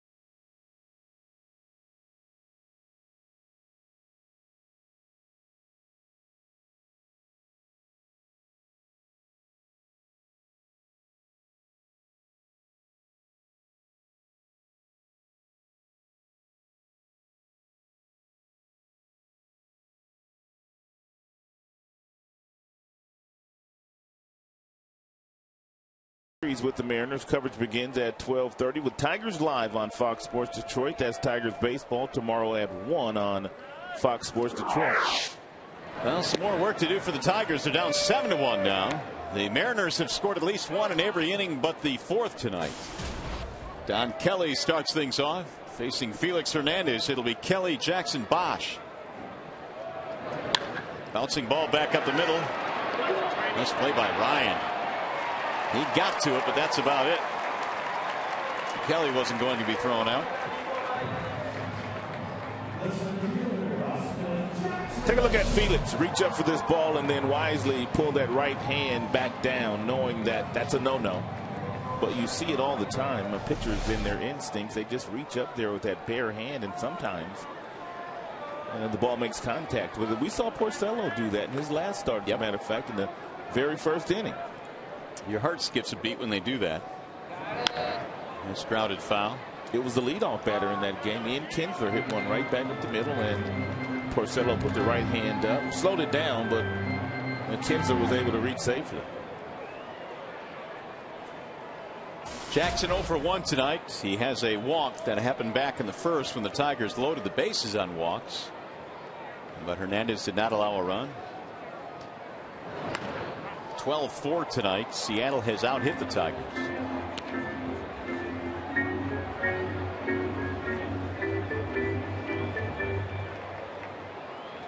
This much I know. It's going to get better for the Tigers. I mean, they're going through a very difficult stretch right now, especially with the very lofty, high expectations that have been placed on this team.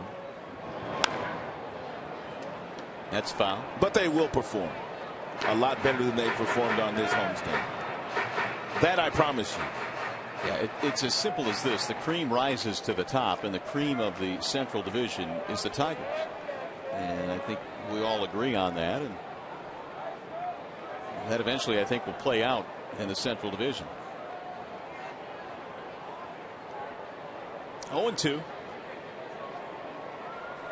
And missed inside. A little chin music there on Jackson.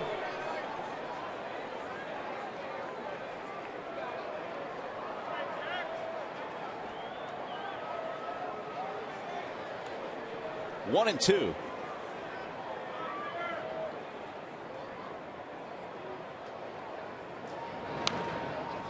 Fought that one off.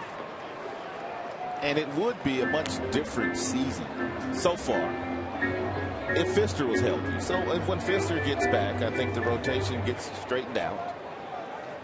And you don't need the middle relief as much as they've needed them in this homestand. You can turn it over to Koch and Dotel and Benoit and Valverde. There's a ground ball to short. That should be two. Ryan Ackley had a double play. 6-4-3 hit sharply right to the shortstop.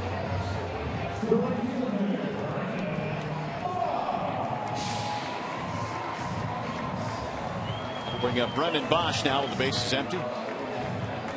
Would you believe that Felix tonight has no strikeouts, but yet he and Verlander, as you would expect, top of the class in that regard.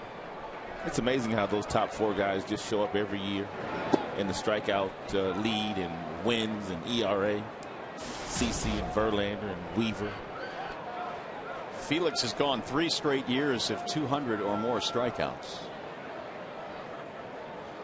There's the 1-0 to Bosch. High fly ball right field. Ichiro backing up. He's to the warning track. Little hot dog there, and he hauls it in. No runs, 1 hit, nobody left.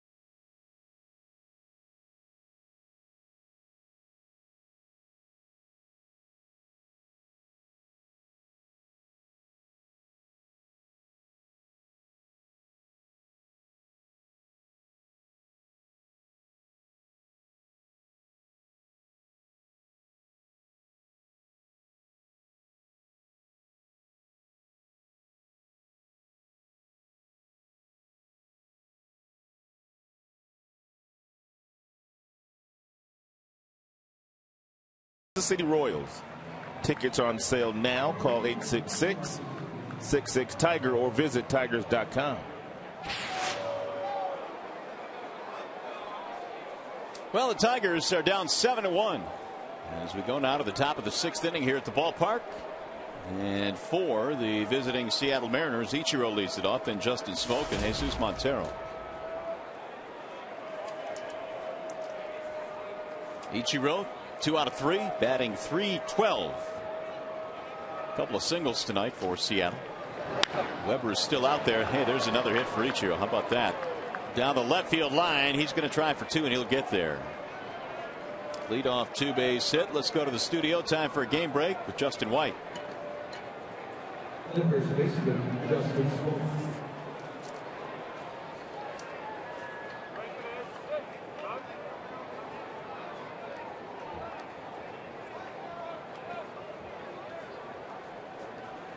All right, Justin, can they do it? I guess we'll have to wait and see. 14 losses already for Kansas City. And that losing streak, 12 in a row, perhaps coming to an end tonight. Standings in the Central, Cleveland on top along with the Tigers. And Chicago. 13 Seattle hits. Here's Justin Smoke. It's fouled off. Smoke without a hit tonight. He's had a couple of fly balls and a ground out. He has not joined the party yet. Seattle Mariners have had the leadoff hitter on base 5 of the 6 innings so far here tonight.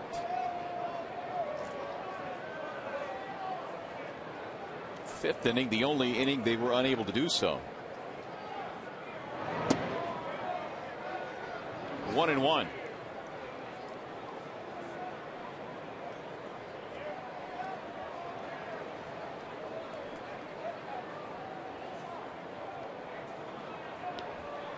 Smoke missed a couple of games because of a bad hamstring. He's back in there tonight. And the count goes to 2-1.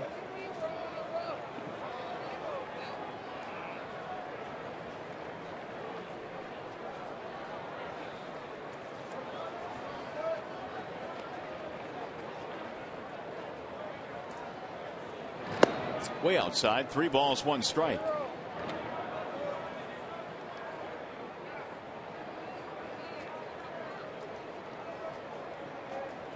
Montero waiting on deck as Weber continues to eat up some innings for the Tigers. They have some action going in the bullpen now. Weber has been on since the 3rd in this game.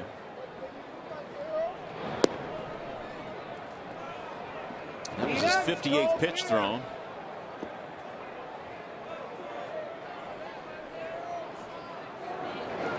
Colin Ballister is warming in the Detroit bullpen.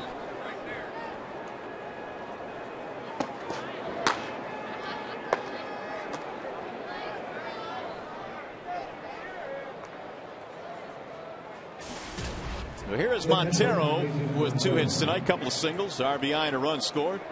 And if you're Weber by now, you know that if you throw a first pitch fastball here to Montero, there's a pretty good chance he's going to get a really good cut at it. Montero singled in a run in the first. Had a pretty good cut at it. 0-1.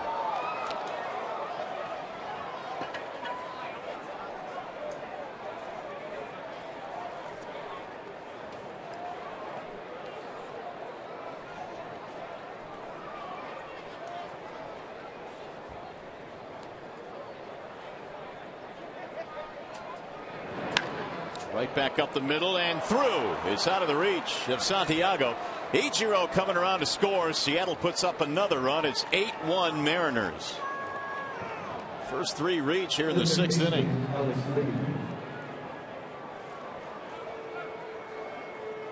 Seattle with 15 hits last night, 14 hits tonight, and we're only in the 6th inning.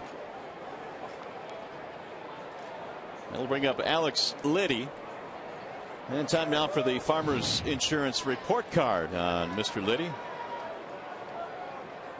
Born in San Remo, Italy, the first Italian-born and developed player in Major League Baseball, attended the International European Baseball Academy. And he's had himself a big series. In fact, Liddy is homer to this game, a 2-run shot in the 3rd. Eric Wedge is going to find it very difficult to not play Liddy. With the way that he has played in the first 2 games of this series and the minor league numbers that he has posted too. There's a ground ball left side. It finds a hole. Base hit. They're going to hold the runner at 3rd base, and they are loaded up.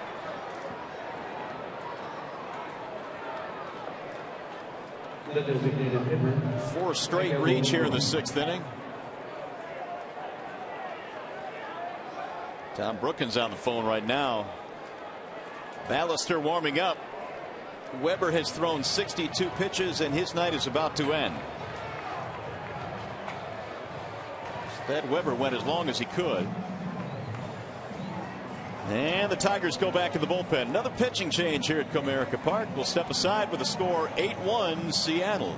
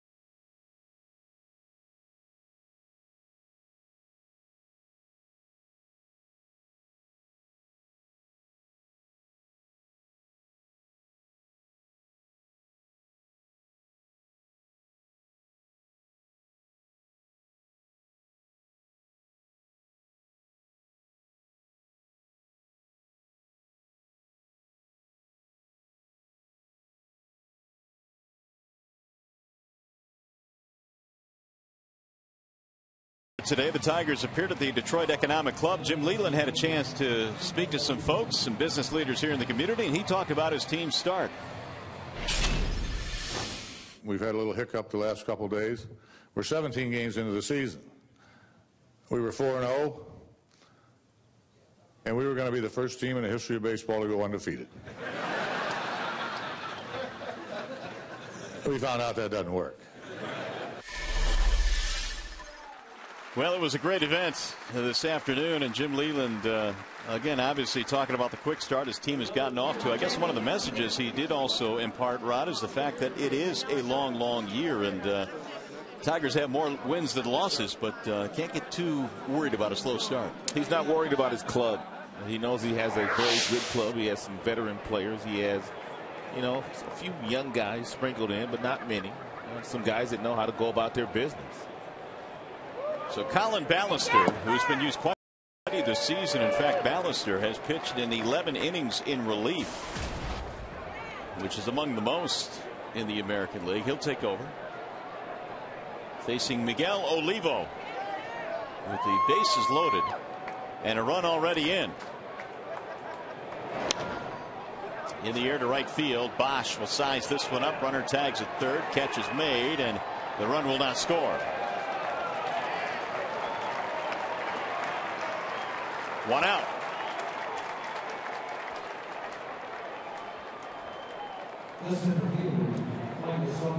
That'll bring up Michael Saunders. 8 runs, 15 hits, no errors for Seattle tonight. 1, 4, and 2 on the board for the Tigers. Saunders had a nice series. 2 hits last night, 2 more in this one tonight, plus a run scored.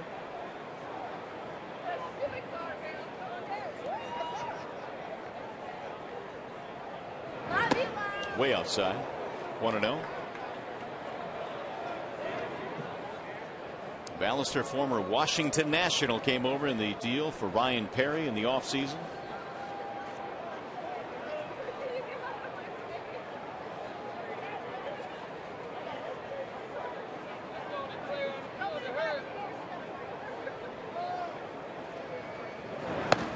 Outside, 2 balls, no strikes.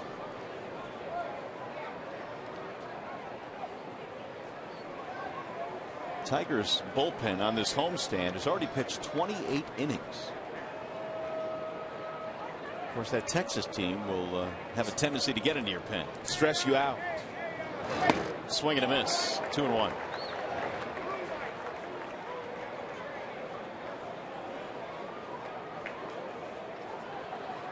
Third pitcher used tonight by the Tigers. Wilt started, then Weber, and now Ballister in the 6th.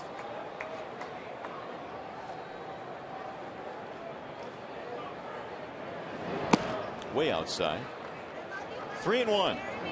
And Michael Saunders.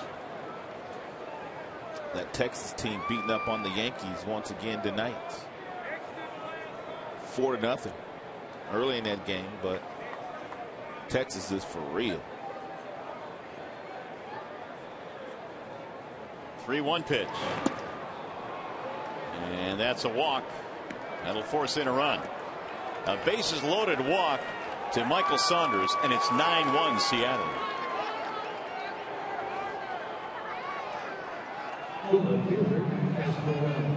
Second walk in this inning for Tigers pitching.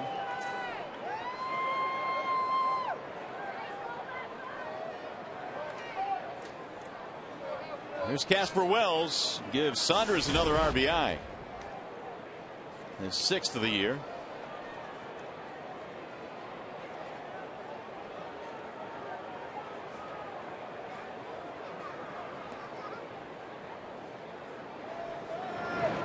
Breaking ball busting inside. 1-0 on Casper. Wells had a double, scored a run in the 5th inning. Tigers retired the first 2 hitters. They got back-to-back doubles to drive in a run.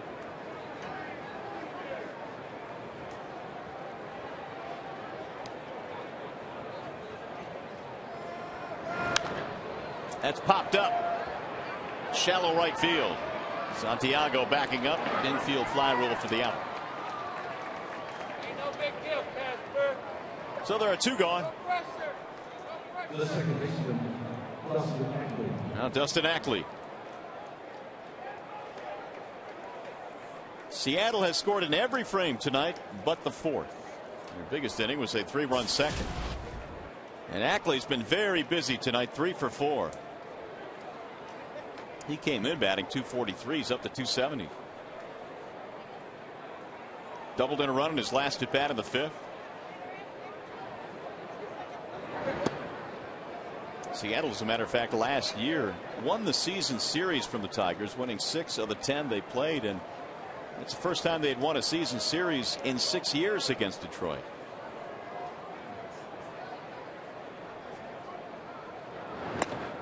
That's a strike call. 1-1.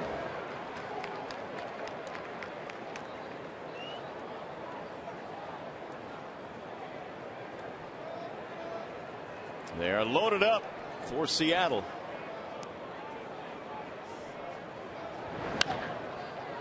That's in the air to center. Should end the inning. Jackson is there, and they will leave him loaded. However, they get 2 more runs. We go to the bottom of the 6th.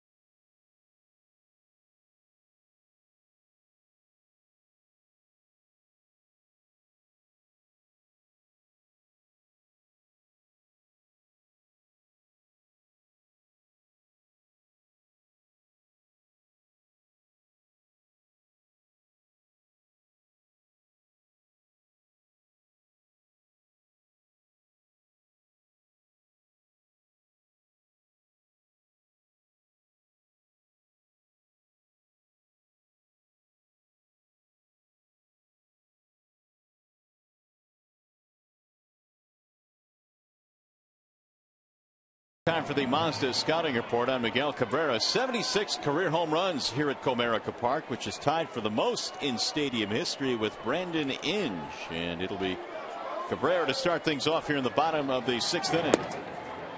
And Felix Hernandez back to work, enjoying a 9-1 advantage. Cabrera, Fielder, and Delman Young, 3-4-5 in the Detroit lineup. The lone run tonight for the Tigers, the home run by Brennan Bosch back in the 3rd. Who would have thunk that Felix would only have 71 pitches right now after really struggling in the 1st inning, walking the bases loaded, throwing 28 total pitches in the 1st. Well, he's had 10 pitches or less the last couple of innings. He had a 6-pitch 4th inning, and here you go.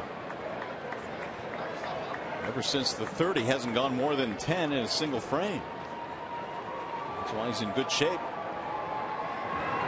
Bender missed inside. 3-1. And it's hard to say this because he's only given up 1 run on 4 hits. But he has not been as good as he usually is. Agreed. There's a drive into left field. It'll stay up, and it's caught by Wells. Tigers just have not been able to center the baseball tonight against Hernandez. Everything popped up. Breaking ball here and there. A little changeup. 2-seamer, slider. Prince hit that one hard, and Cabby just hit his hard, but they really just have not been able to do anything against Felix here today.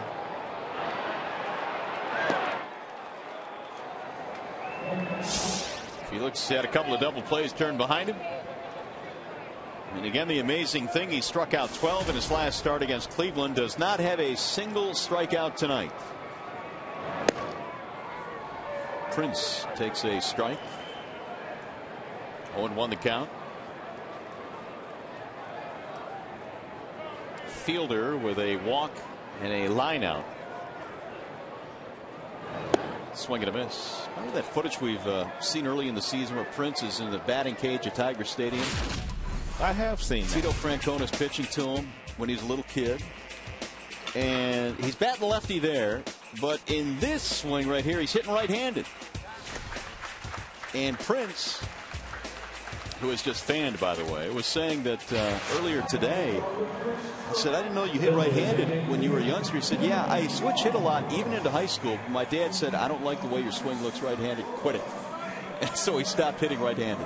That's why you got to listen to your daddy. Especially when your daddy is Cecil Fielder. But yeah, he said he switch hit and loved to hit right-handed. Well, maybe not loved to, but enjoyed hitting right-handed. But he's strictly lefty now. 2 gone, and Young hits a ground ball to 3rd, right at Liddy. 1, 2, 3 go the Tigers, and Hernandez finally picked up his first strikeout of the game.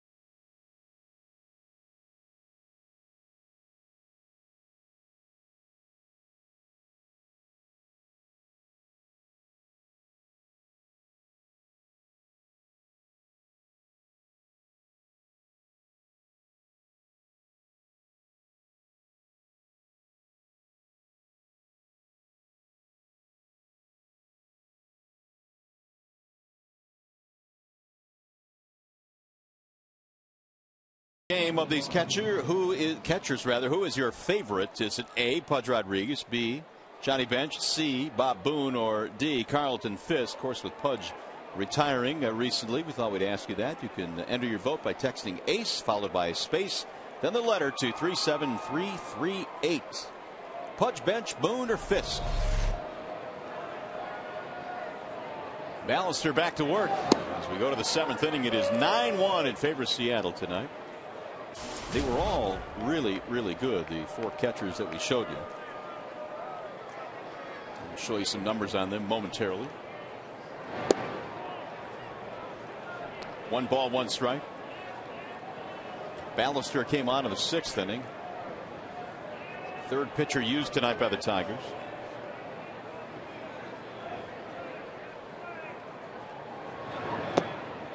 Missed inside with a breaking ball. 2-1. 9 runs, 15 hits for Seattle. The Tigers are run on 4 hits.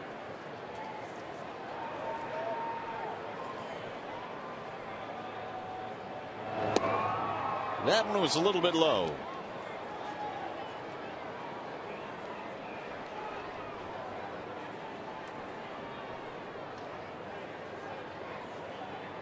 Ichiro on deck.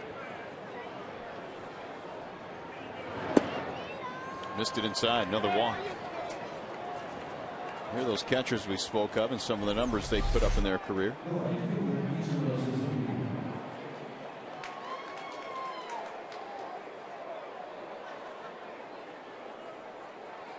Pudge Rodriguez on the left. Pudge Fisk on the right.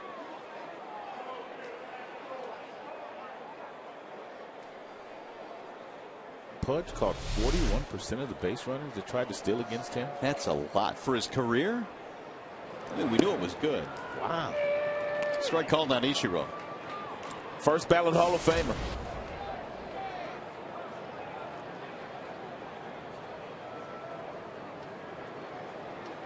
Two singles and a double for Ichiro. And he slaps one toward left. Kelly will make the catch.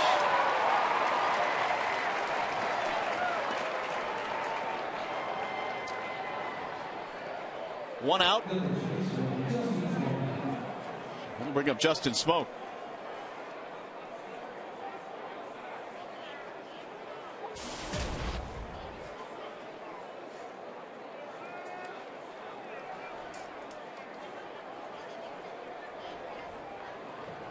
Smoke has a walk and a run scored. Tigers pitching tonight has walked 4.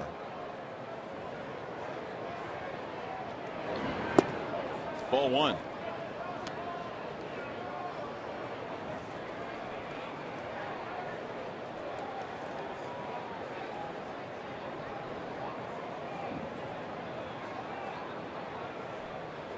Smoke came in with an 8-game hitting streak against the Tigers. 5 home runs in that span. And he flies this one toward left field right at Kelly. Out number 2. Hey, fans, want to remind you, as soon as this game ends, our coverage continues with Tigers Live. You'll hear from the manager, Jim Leland, and the players. Plus, we'll break down the game, show you all the highlights. Tigers Live immediately after the game here on Fox Sports Detroit. Justin White in studio following the game tonight along with Craig Monroe. Here's Montero. Fouled it off 0-1. He's had 3 hits tonight, all singles. He's knocked in a pair of runs. And the Mariners feel just what they need, a young hitter that can develop into a big run producer in the middle of this lineup. They feel Montero is their man. They traded Michael Pineda to get him. The 0-1 pitch. Shot foul back out of play. 0-2. Montero, when he came up with the Yankees last year, his brief minor league appearance with the Yanks, hit .328 with 12 RBIs in 18 games. So he showed at that time that he might be able to drive in some runs at this level.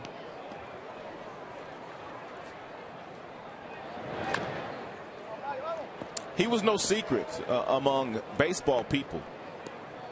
And every single year, trade deadline or beginning of the year, end of the year, whenever the Yankees would entertain making a trade, opposing teams would always ask for Montero, but they would not give him up until the Pineda deal.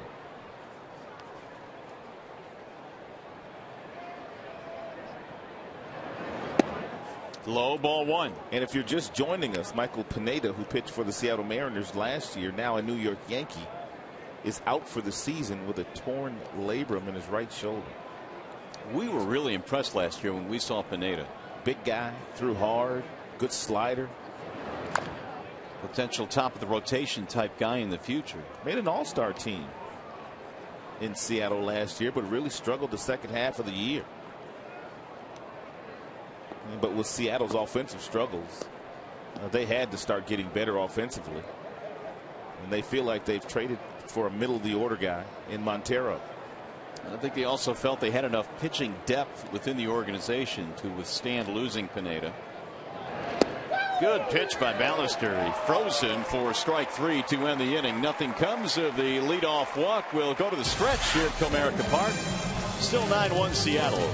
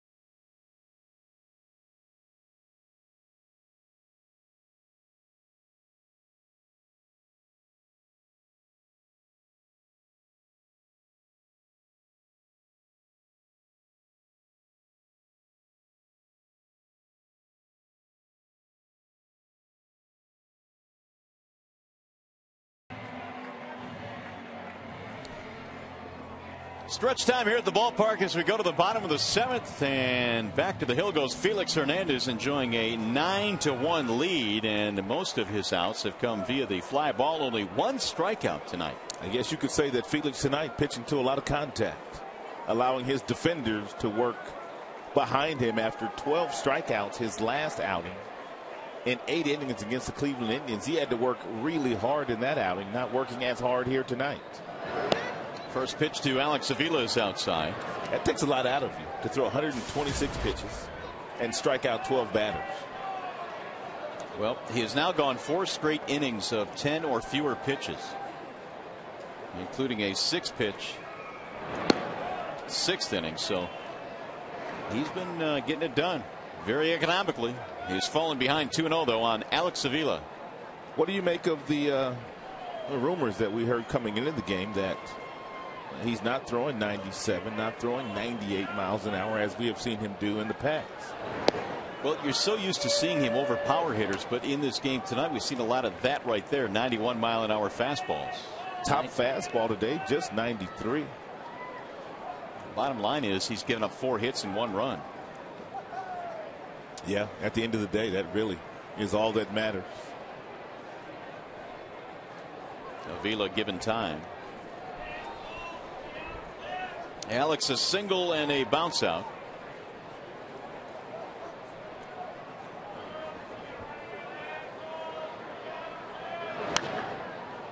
That'll get back out of play. 2-2 on Avila. Peralta, Santiago to follow. Only 4 Tigers hits in this game. The home run by Bosch. Santiago has a single. Kelly has an infield hit.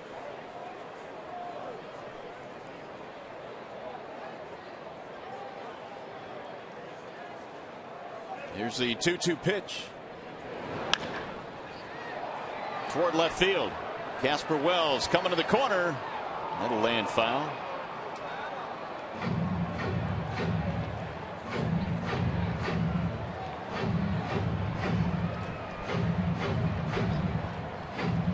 Two, the count stays on Avila, who singled back in the 4th and bounced out in the 1st inning.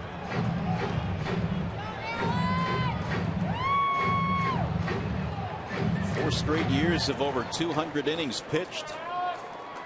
3 straight years of 200 strikeouts for King Felix.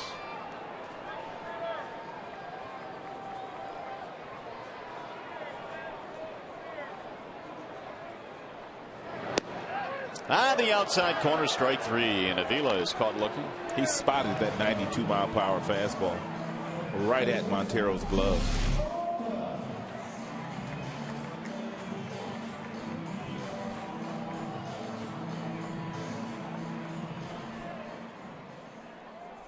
Wow. Look at that breakdown. Am I looking at that correctly? Is that, say, 24% fastball? I read the same thing. Let's take a look at it again. Huh. That's driven to right field and foul. That's why he and Verlander are so good, is because they can make adjustments within the game to do exactly what they need to do on any given night, regardless of what the scouting report is going into the game. Well, their numbers between the two are very comparable since 2006. They are indeed 2 of a kind. Inside. 1 ball, 1 strike on Peralta.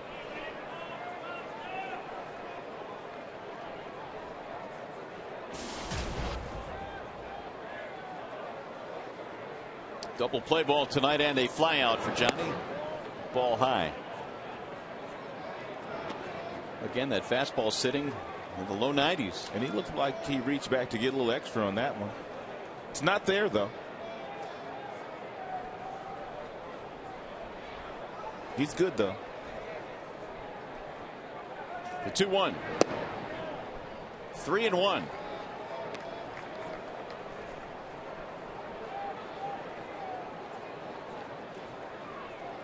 Santiago waiting on deck. Driven to center field. Saunders going back. A lot of room out there. He put his head down immediately and ran down there and got it. 7 straight retired by Felix Hernandez. He's going to bring up Santiago. For the 2nd straight night in the series, Seattle raced out to an early lead. They led 4-0 in last night's ball game. They jumped out to a 6-0 lead here tonight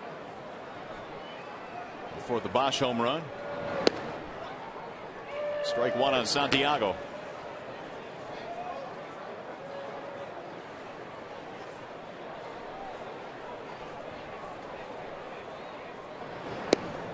Breaking ball missing away.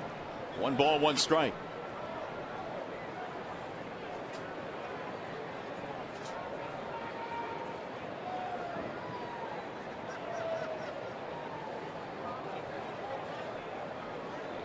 Single and a fly ball for Ramon. Pulls that one to second base on 1 hop. Dustin Ackley. Another 1-2-3 inning for Felix Hernandez. He's retired 8 straight.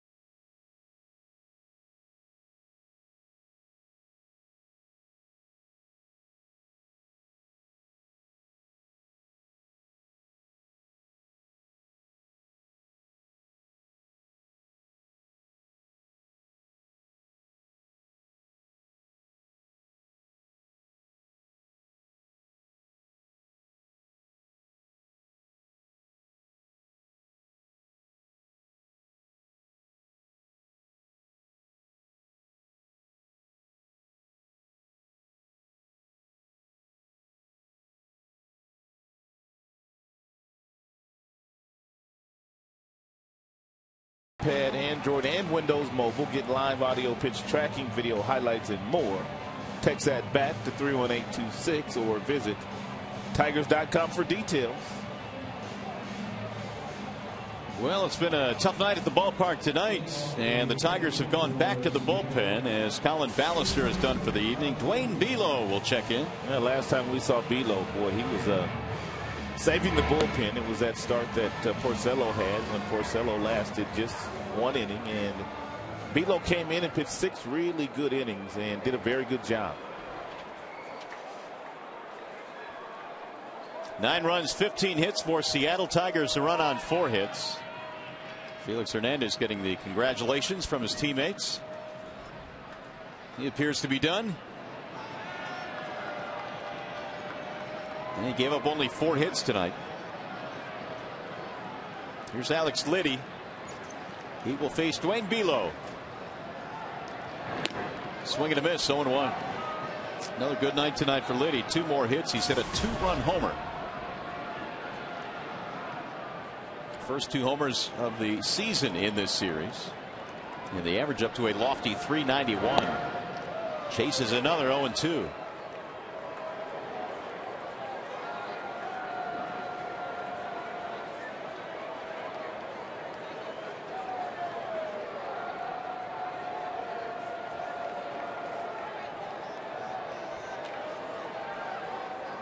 The 0-2 pitch, high.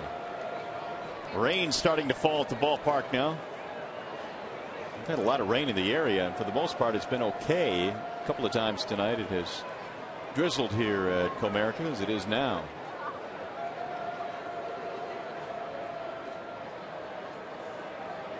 And the 1-2.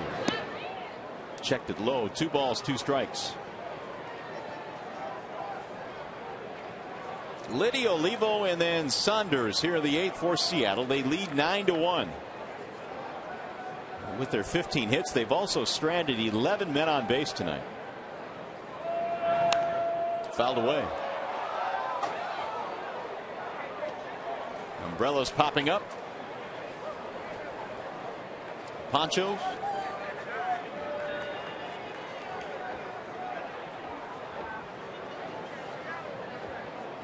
Some folk came prepared.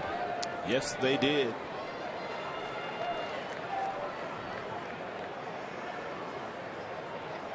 Here's the 2-2 pitch. Fouled away again.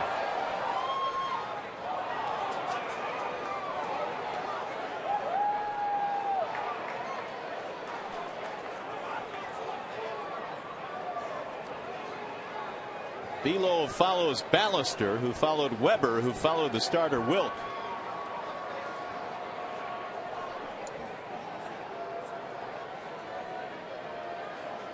Here's the 2-2 pitch, and it's on the ground to the shortstop. Peralta with the backhand. Got him at first base, 1 gone. The designated hitter, Miguel Olivo. That'll bring up Miguel Olivo, who had a single way back in the 2nd, which remains their biggest inning of the game, a 3-run 2nd. 2 teams getting together again tomorrow to wrap up this 3-game series. Porcello on the hill for the Tigers. 0-1.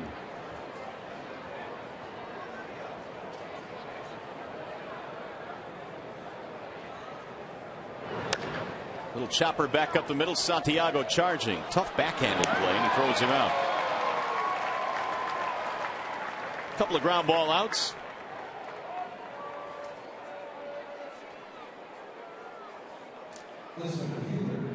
No doubt Rick Porcello will make some adjustments in tomorrow's game after what happened to him against Texas. Although different offensive clubs, I'm sure he has learned from what happened in that outing.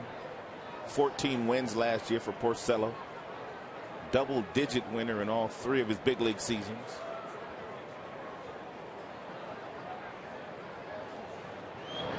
You know he's been chomping at the bit to get back out there, too. Yeah, no doubt. Lucas Litke warming up.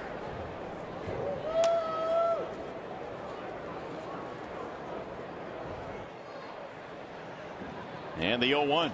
I remember saying last year going into the season that Porcello would be a key figure in the Tigers rotation and taking that next step, and I think that probably goes for this year as well, taking that next step, getting better and better, and sometimes we forget really how young he is. Checked it. Did he go? Yep.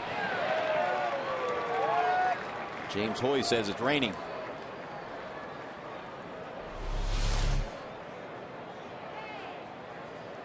He went. Here's the 1-2. Got him. Strike three. Nice job by Dwayne Belo. 1-2-3 8th inning. Here come the Tigers.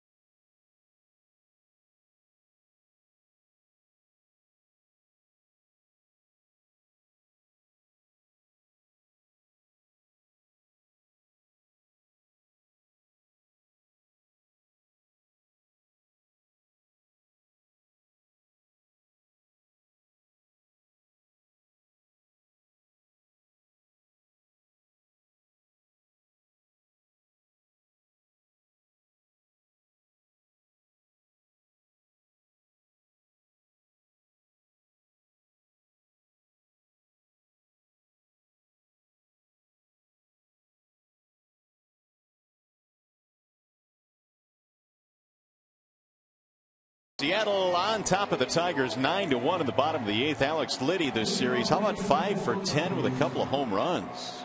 Brendan Bosch, a solo shot. That was in the 3rd inning, the only Tiger run. The Tigers out hit in the series 82-36. I should say on the homestand, not the series. 82-36. And Felix Hernandez done for the night. Pretty good. 7 frames, 4 hits. Only 2 strikeouts, but he didn't need them tonight. And we have a new pitcher now. That is Lucas Litke coming on for Seattle. Yeah, pitching in his 7th game this year, has not been scored upon. 3 2/3 innings, 6 strikeouts. Just a couple of walks. The opponent's hitting .214 against Litke. Don Kelly leads it off. Ball 1 outside.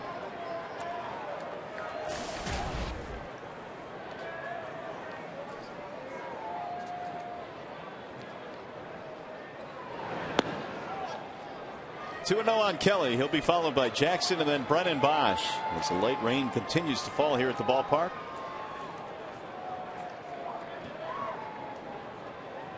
Here's the 2-0. Strike call, 2-1.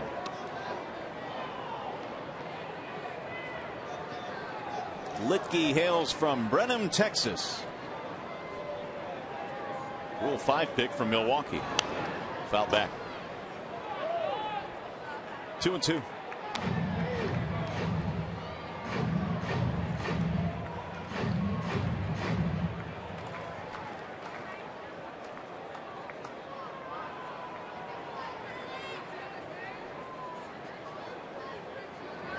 Swing and a miss. Kelly is out of there. Litke picks up his first strikeout. It's going to bring up Boston Jackson. Tigers just have not been able to get it going offensively really in this series. They had a couple of home runs in last night's game, but tonight they really have been limited. Only 4 hits. Well, you had a feeling it would be one of these types of games after they were able to load the bases. That's into center field. Base hit in the first inning against, one of the better pitchers in all of baseball, Hernandez, and they just couldn't get that big hit. It is now time for our Nissan Drive of the Game, and it is courtesy of Brennan Bond. And that was back in the third inning.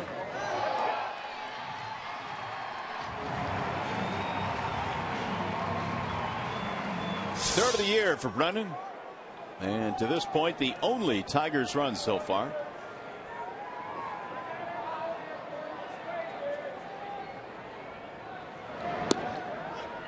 Stands in, takes a strike, 0-1.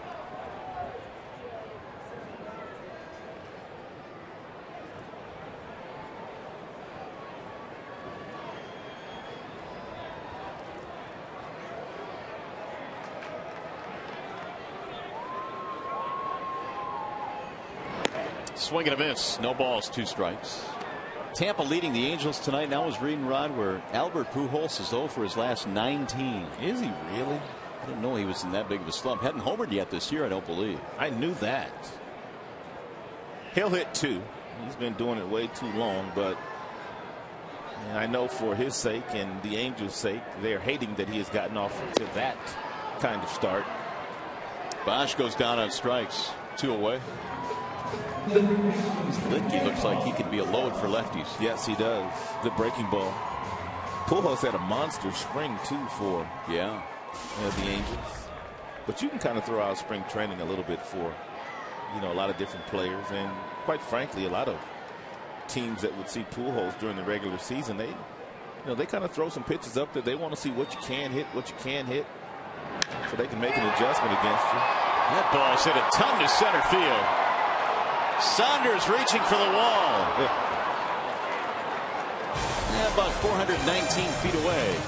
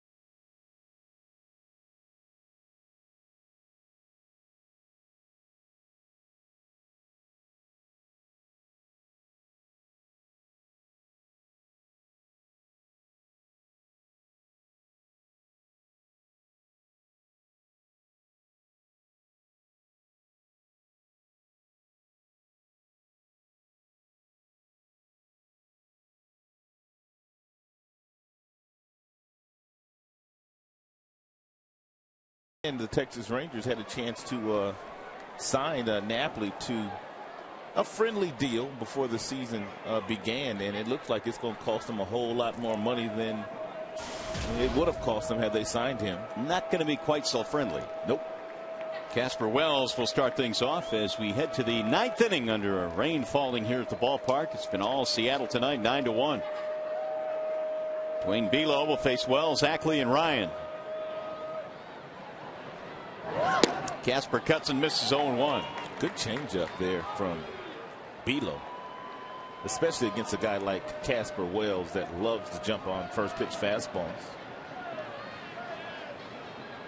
Wells on base 3 times tonight, walk, double. Reaching on an error as well. That'll go foul. Belo came on in the 8th, had a 1-2-3 inning.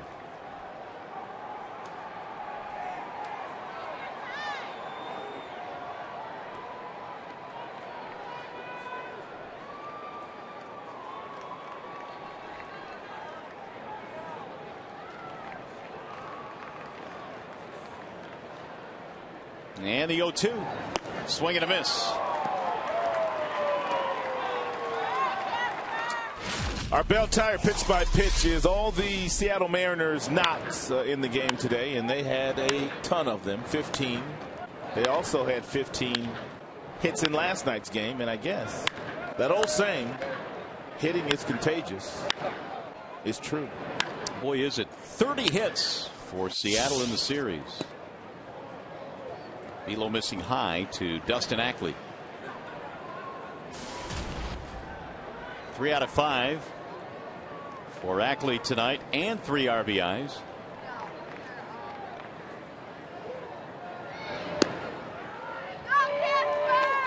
One and one. Belo has retired 4 straight since coming on, and has really pitched well out of the Detroit bullpen this year. In fact, Jim Leyland was asked after that last 6-inning effort that he had in relief if he had any thoughts of putting Belo in the rotation, and emphatically Leyland said no, not at this point.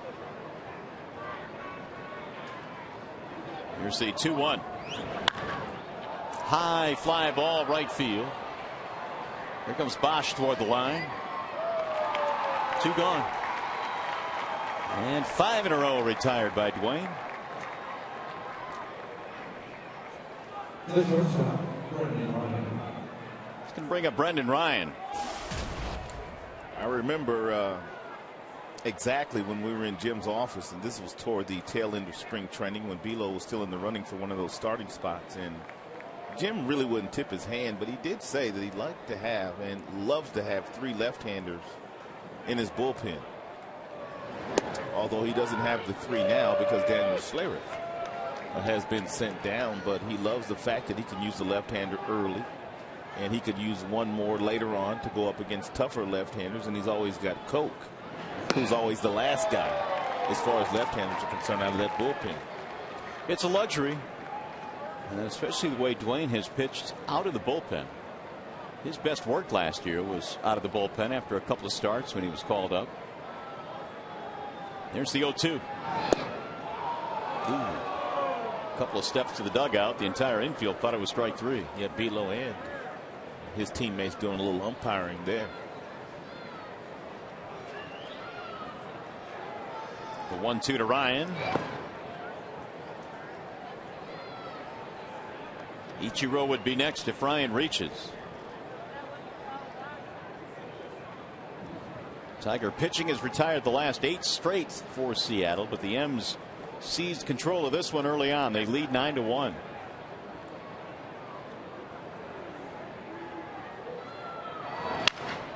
And a soft line to the shortstop. Little mini leap by Peralta, and it's a 1-2-3 inning. Hang on, we go to the bottom of the 9th. Fielder Young Avila coming up.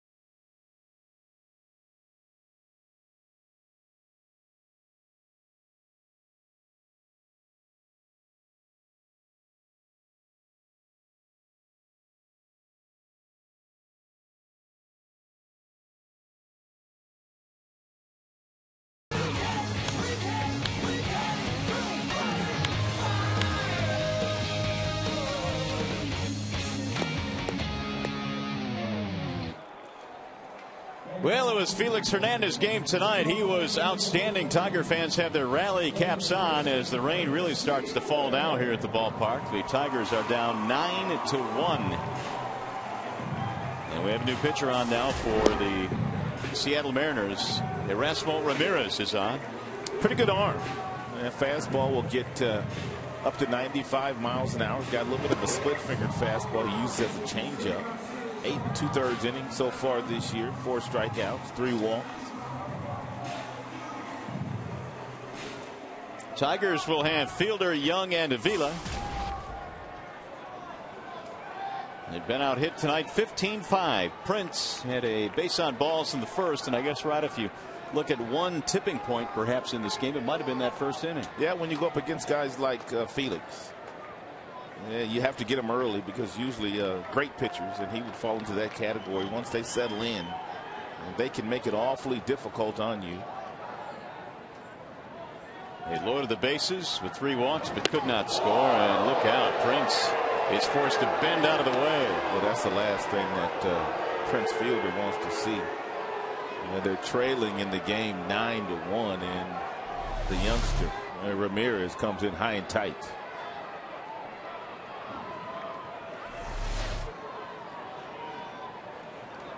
Not that he was trying to, but you can't tell Prince that right now.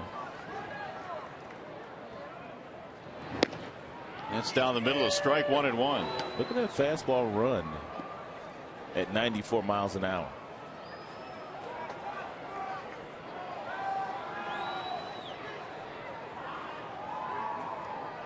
Ramirez, a native of Nicaragua.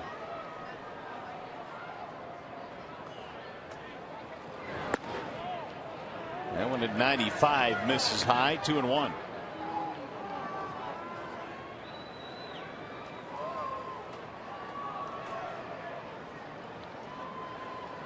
He is only 21 years old. He won't be 22 until May the 2nd. There's the 2-1 pitch. It's fouled away by Prince. 2 balls, 2 strikes.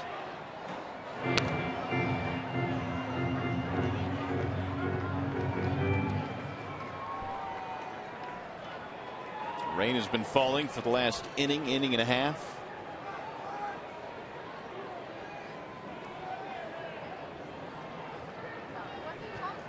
Here's a 2-2. Drill to center field. Saunders won't get there. Base hit.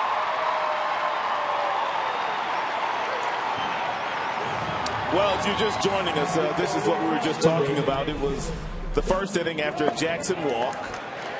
Brennan Bosch grounded out, but then Prince Fielder, he also walked, and then Fielder walked, Young walked, the bases loaded, and they couldn't capitalize against King Felix. He dodged a huge bullet in the first.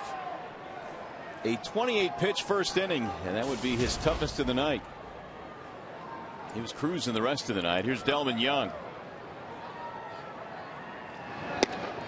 In there, strike 1.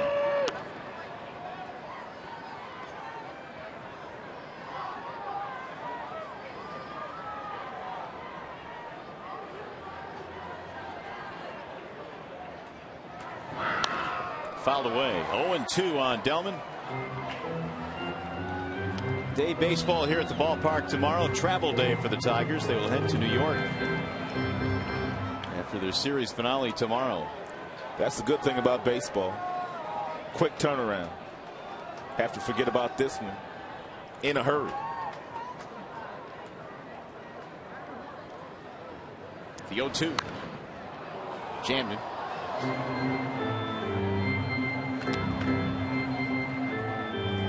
Delman tonight, fly ball, ground out, and a walk.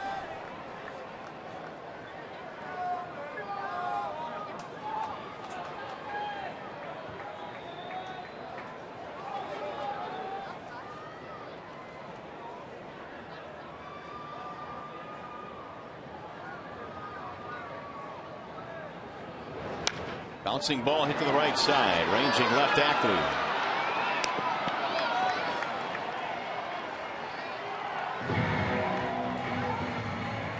Fielder moves to second.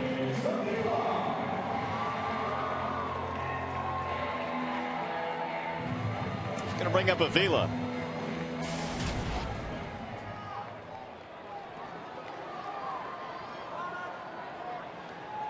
One for 3 tonight for Alex. Had a single back in the 4th off Felix Hernandez. Again, the only Tiger run tonight, the Bosch home run in the 3rd.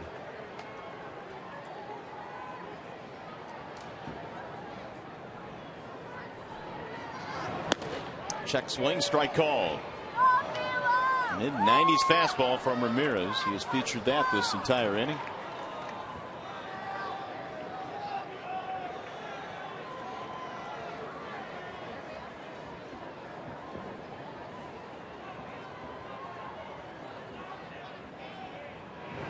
Swing and a miss.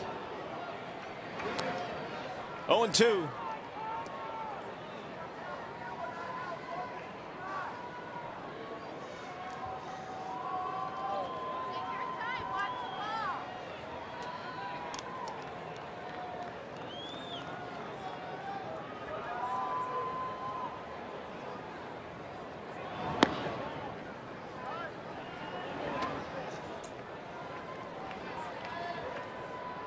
One ball, 2 strikes on Alex Avila.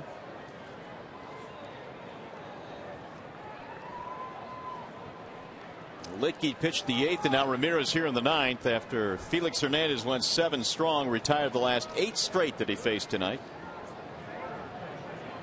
And again, was not the typical Felix Hernandez where he's racking up a lot of strikeouts. Only had a couple in the game tonight. Here's the 1-2. Swing and a miss, and Avila is out on strikes.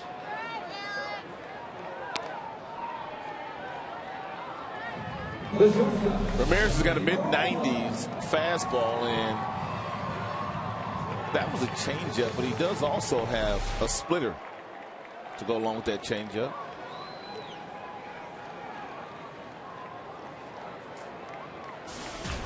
Here is Peralta with 2 outs.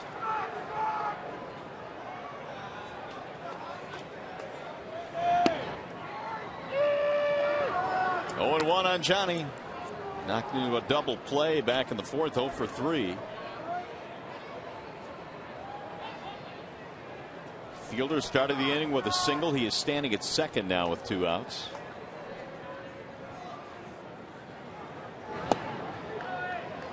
One and one.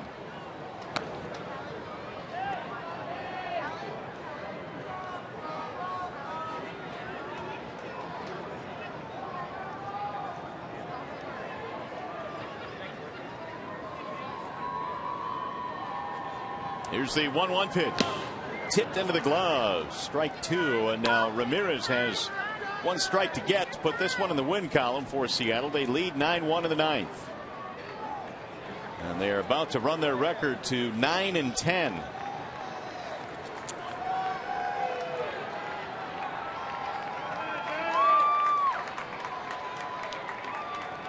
Here's the 1-2. Just missed. 2 balls, 2 strikes.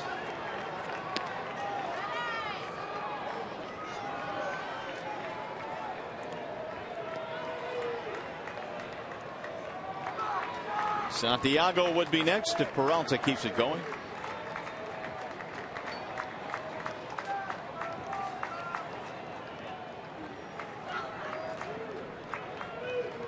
Here's the 2-2. This will get away from the catcher, but not far enough. Prince not going anywhere. And Montero may have caught that one in the leg or the foot somewhere. He's hobbling around.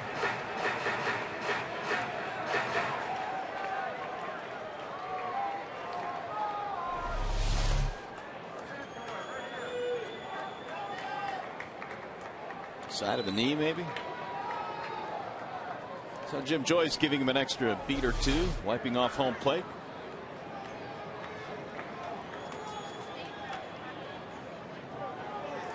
Three and 2 on Johnny Peralta.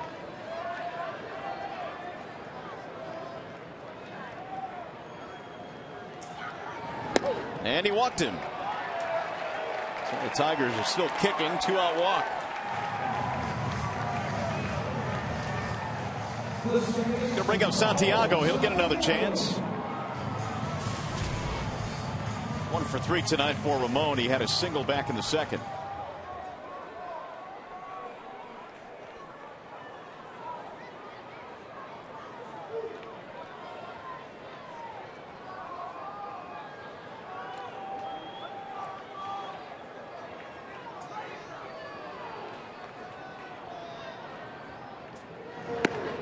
Missed it outside. 1-0.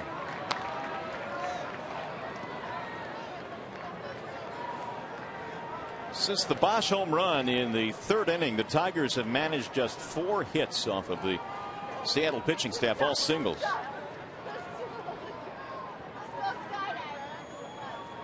Now the 1-0. That's hit to the right side and through. Base hit.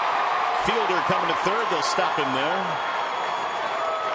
And Santiago keeps it going with a single, his second hit tonight.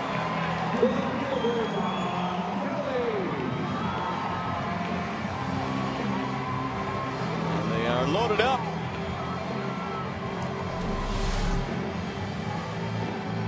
And Ramirez has thrown so many fastballs. If you're Santiago, you're sitting up there, you know he's going to try to throw it right by you, and Santiago able to put that ball in play and hit it sharply right past the diving Ackley.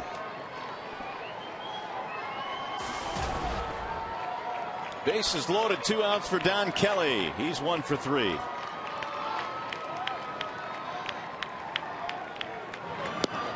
And strike 1 on Don.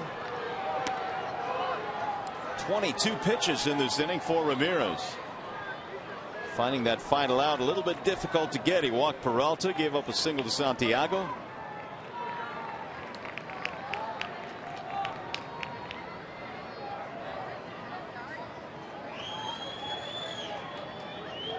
Here's the 0-1. 1 ball, 1 strike.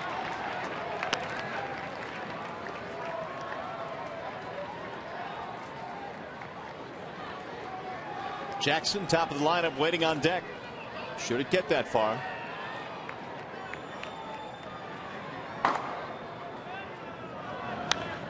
Popped him up.